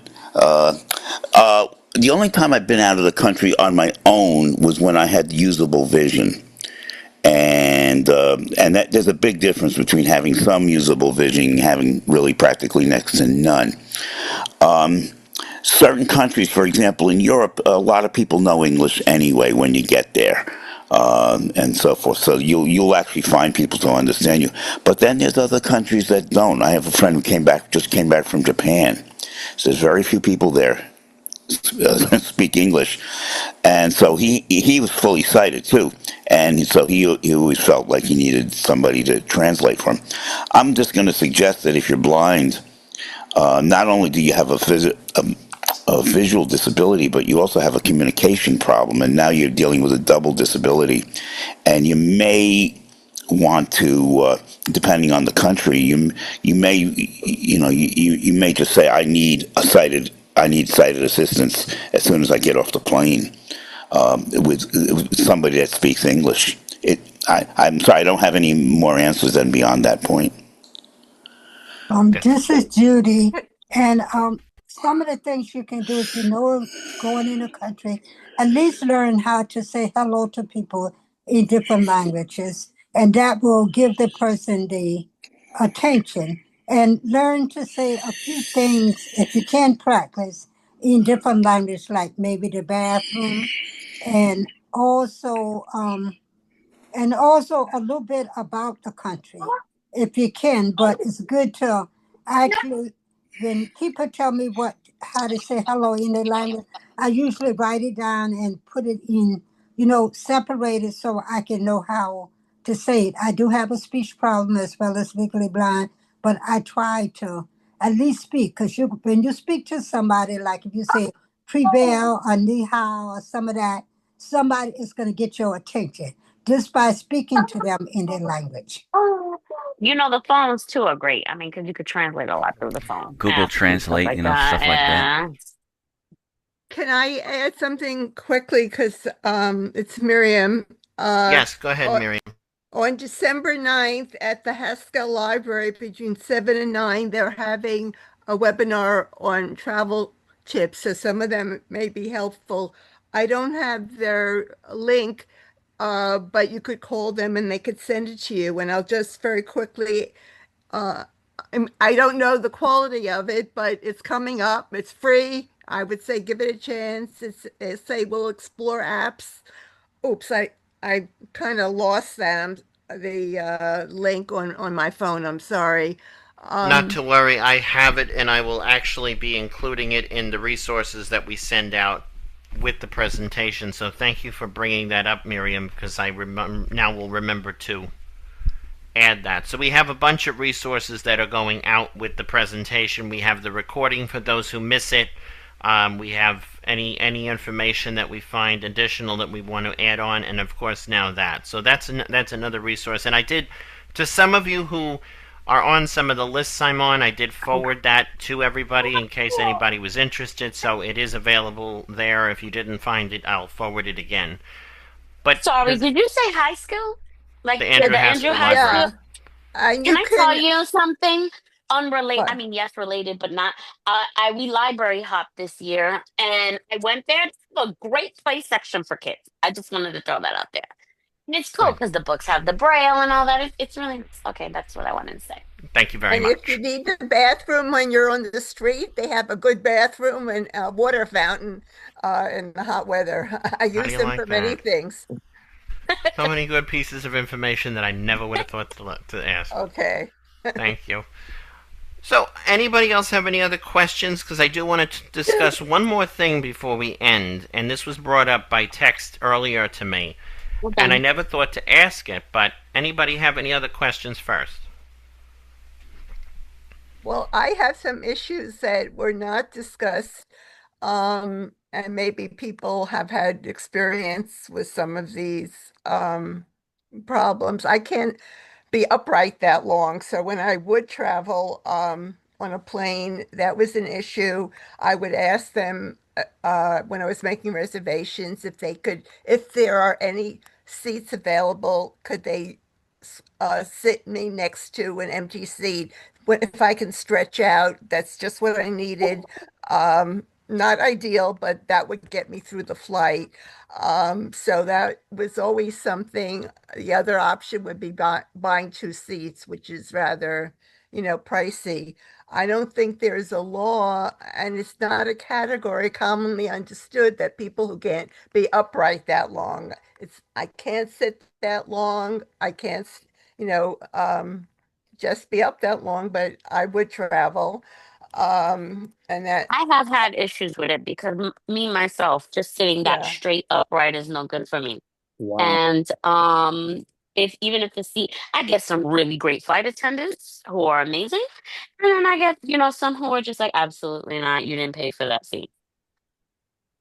Yeah, it depends on who's there, and their sensitivity and their empathy, and there's somebody struggling, and if it was an empty seat, sometimes they would ask the person, get me two seats, adjacent to each other. I pull up the armrest and I can stretch out, then I can make it. But otherwise, it's a struggle, and I dread, flying alone if I can't be sure that I can stretch out.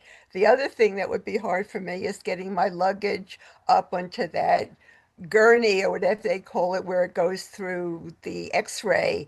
And I've gotten nasty remarks. Well, you shouldn't travel if you can't take care of yourself. And I said, I can. I just can't lift my luggage, which was always very light, but I still couldn't lift it.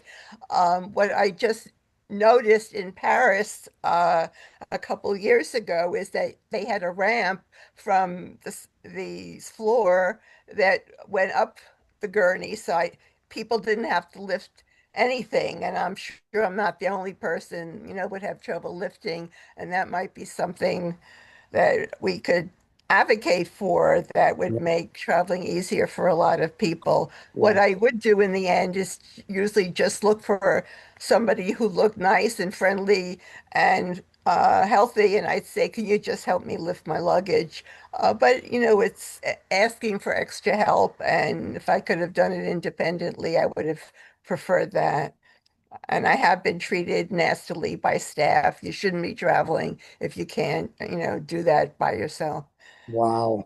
Miriam, did you ever think of bringing a doctor's note and alerting the airport that you can't lift things?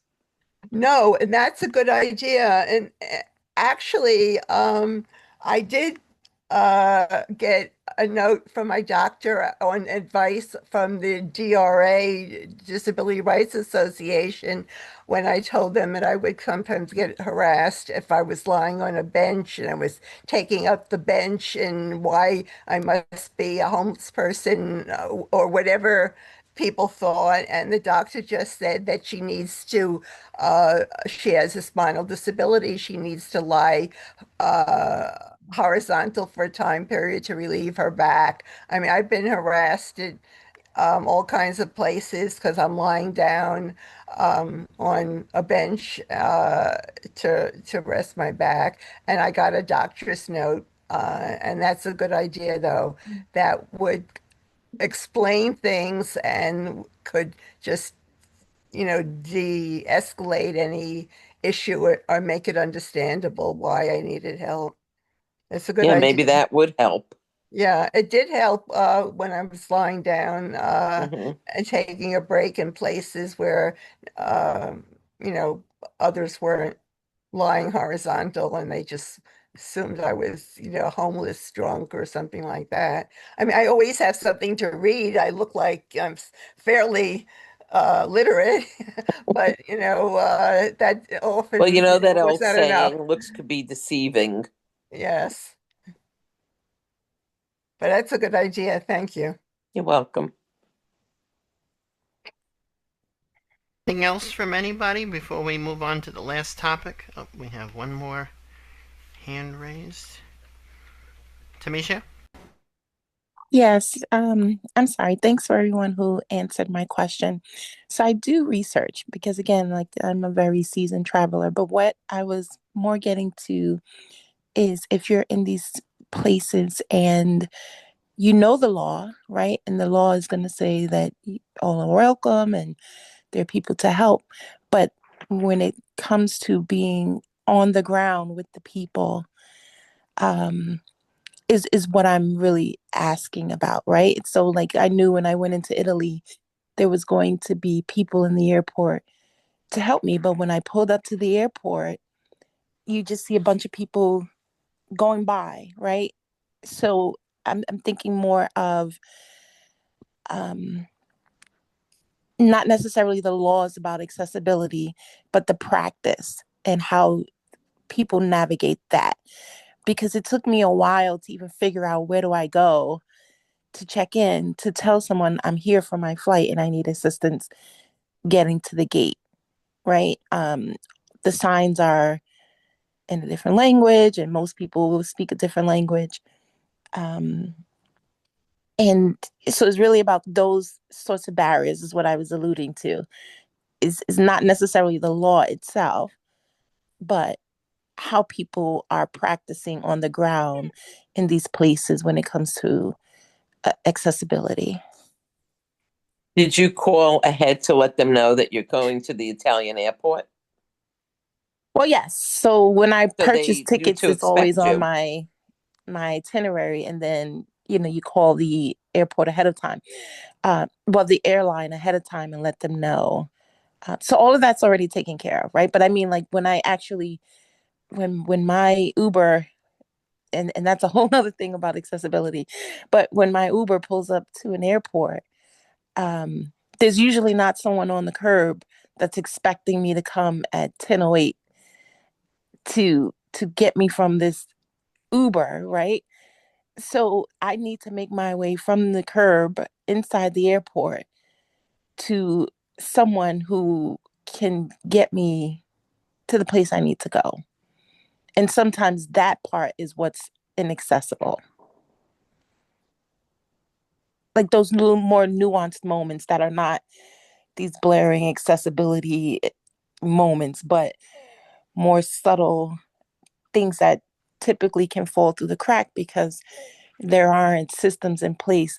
The continuum is not necessarily all the way connected at every, step of the travel journey.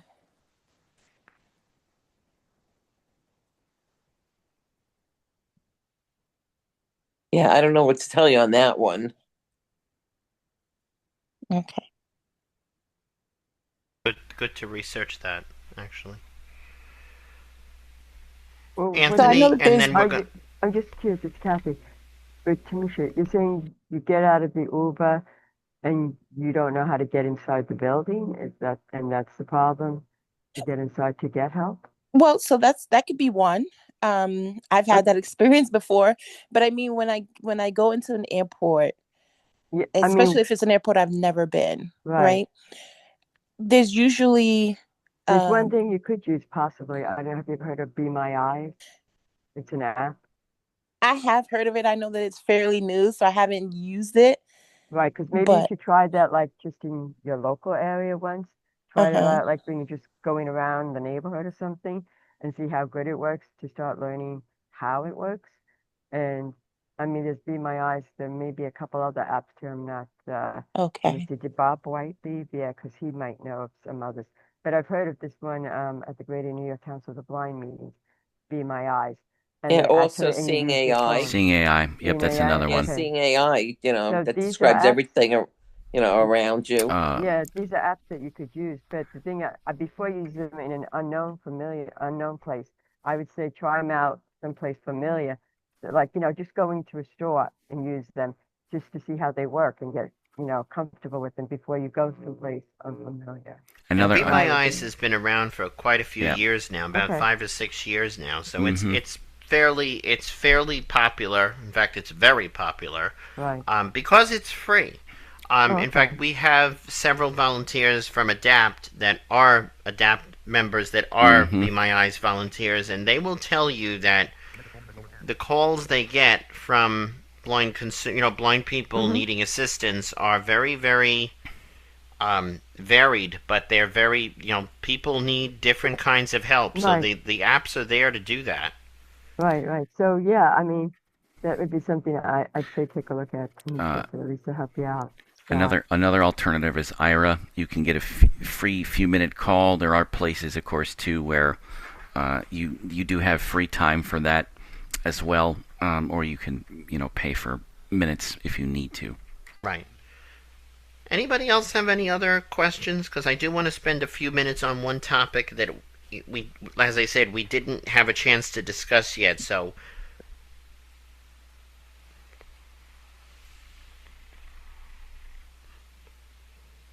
Okay. Yeah. Oh wait, I didn't have a question now. Okay, go ahead, Anthony. Please make it quick. I just wanted to point out that I know one person that was a flight attendant, and she was able to get flights quickly. My grandmother from Florida. Okay. And wow. All right, so wait, let me add one thing. Go ahead, Miriam. Very quick piece of good news. It's traveling in New York City on the bus, and I was hopefully part of the catalyst that got this done. They announced today that they're going to put benches in all the bus stops. I've been advocating for that for almost a year with my community board, and they sent a letter to the Department of Transportation, and also my local electeds, 3 of them co-signed a letter further to support that, and it was just announced today. I don't know really if I had anything to do with it, but I was very pleased that we got a bit of response, also asking for shelter from severe weather, the heat, the snow, for everybody. But the benches are the first step, and it is a step because they had never agreed to this before. And we've been asking. I've been involved with this for a year. It was just announced today, so I'm kind of elated to hear some good news. That's all. Congratulations, you're a good advocate. Wow, yes, that is congratulations. amazing. Okay, so we're going to talk about barriers on airlines with COVID-19. Now, this is a topic that was asked to me this morning by a particular person who is no longer here. He left a little while ago, and we're sorry that he left. But I want to discuss barriers that people have noticed on airlines during COVID. I know it was brought up, a couple of things were brought up before about barriers that people have reported, but anybody else notice any differences? I mean, other than the obvious, people don't want to touch you anymore because they're scared of, getting sick, which is understandable.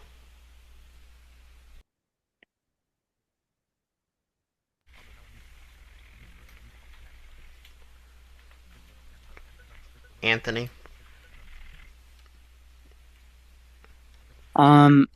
Well, like you had stated before, I think they're afraid they're going to get you sick, and I think another thing is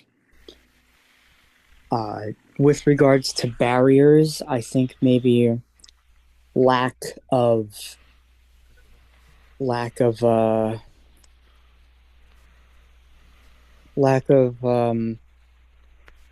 vehicles like planes, cars.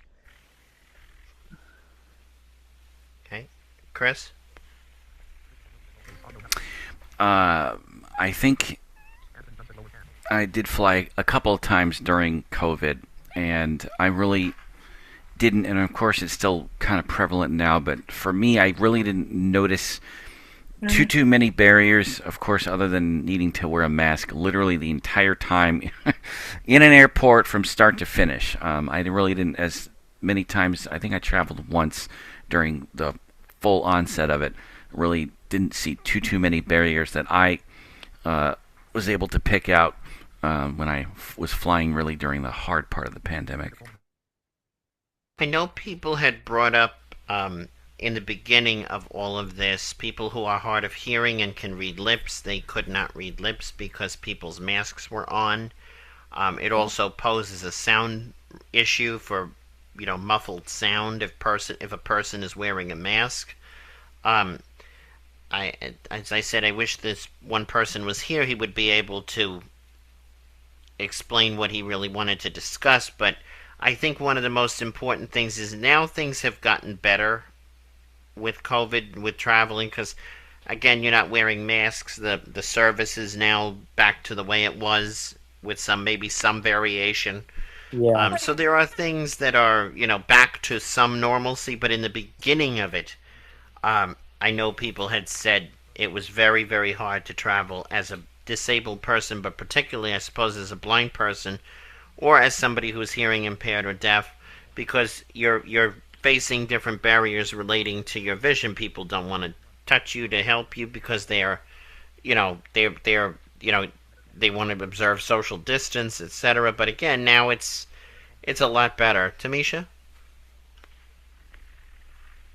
One thing I noticed is I have some usable vision, and usually if I get assistance at the airport, I would ask them just to walk, and and I can walk as well. But there were times that they insisted that I use the chair, and they pushed me in the chair. And I assumed it was because they didn't want the physical contact of the holding of the elbow.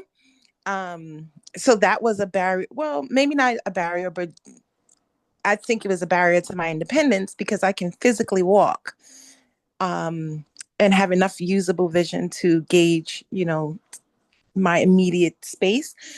But being pressured or forced to sit in a wheelchair and be pushed through the airport, I think was a bit of a barrier to my independence as a traveler.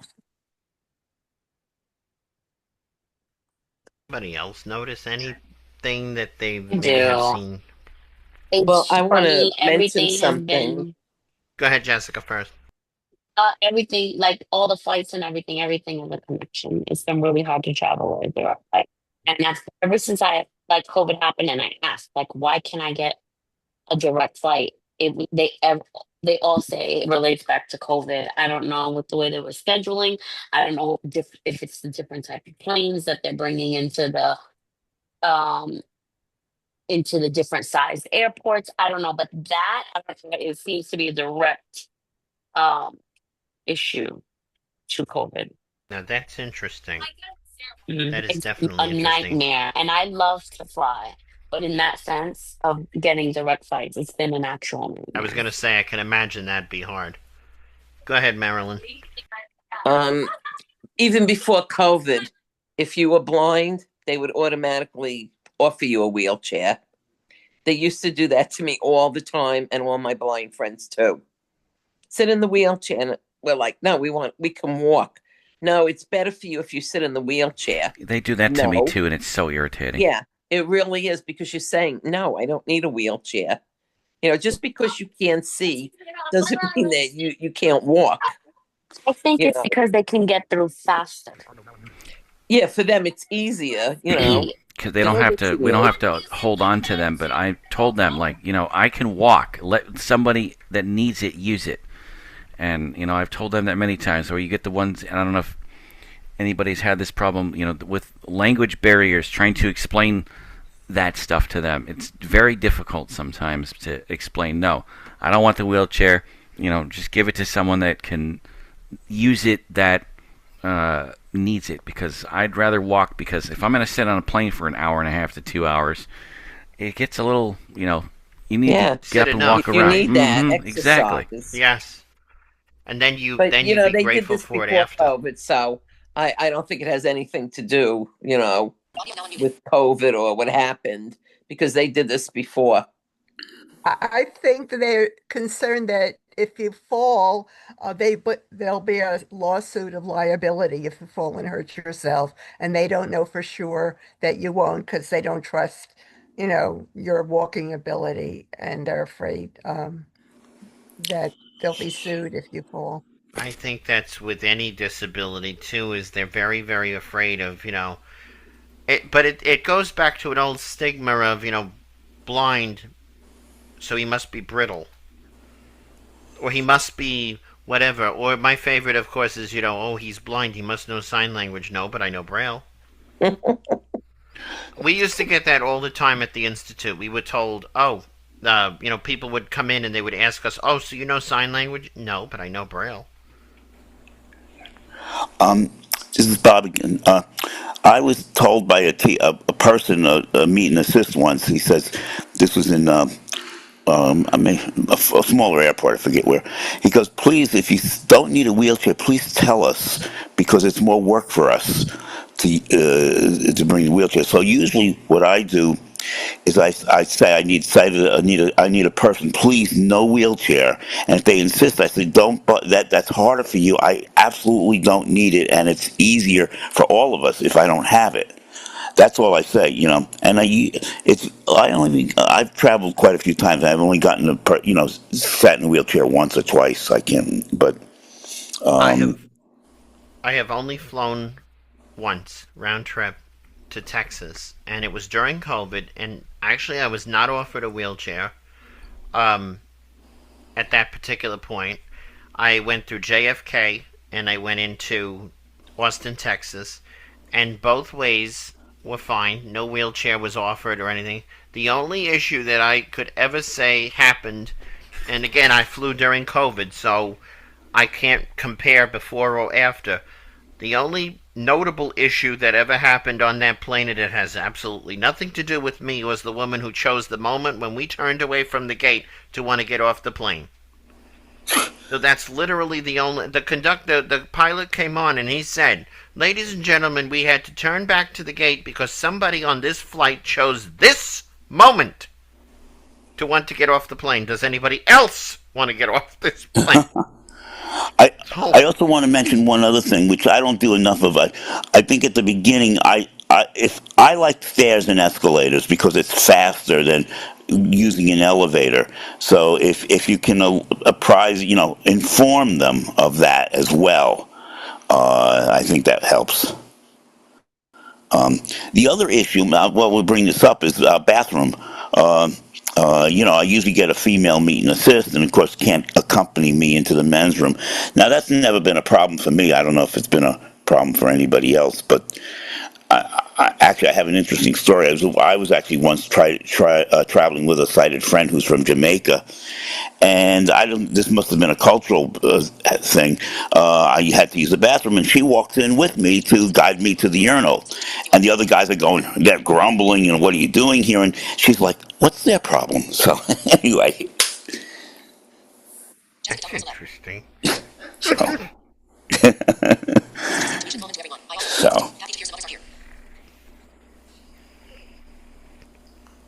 Right, does anybody else have anything to add? Otherwise, we will end.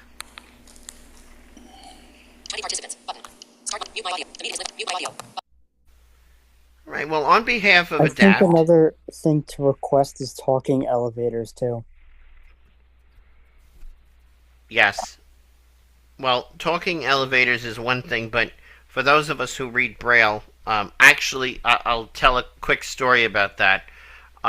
When I was in Albany this past week, we were staying at the Hampton Inn, and there was only one working elevator. And so I was riding in an elevator with a bunch of sardine, in a sardine form with about 20 other people packed into this elevator. And there were times where I was going up and down by myself. And I have to tell you that, thank God I do know Braille.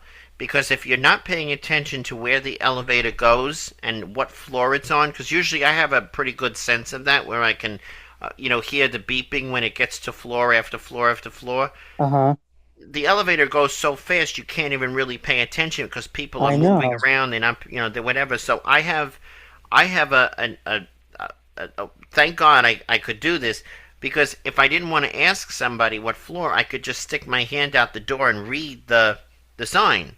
I do the same exact thing. So Actually. it's handy to have, but thankfully that exists. But yes, the talking elevators would be good. In fact, I was at a nursing home 2 weeks ago, whatever it was, and they had a talking elevator, but for all that elevator's good for, it didn't do anything. It just, all it was doing is. Yeah,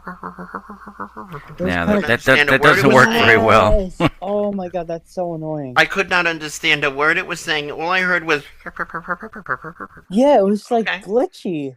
Like, what on earth is this talk? I don't know if maybe it was broken, whatever, but if you're going to talk to me in a language I can understand. Thank you very much. Exactly. Mm-hmm. So, right. But, people easily get talking elevators a good idea. Yeah. But the least priority. But on behalf of ADAPT, Downstate New York ADAPT, and Southern Minnesota ADAPT, I want to thank everybody for coming tonight. We had a really good discussion, I think. Thank you very much, all of you, for coming tonight. Yes, and thank you so much. If you want to know any more about ADAPT, you can visit our website here in New York, dnyadapt.com.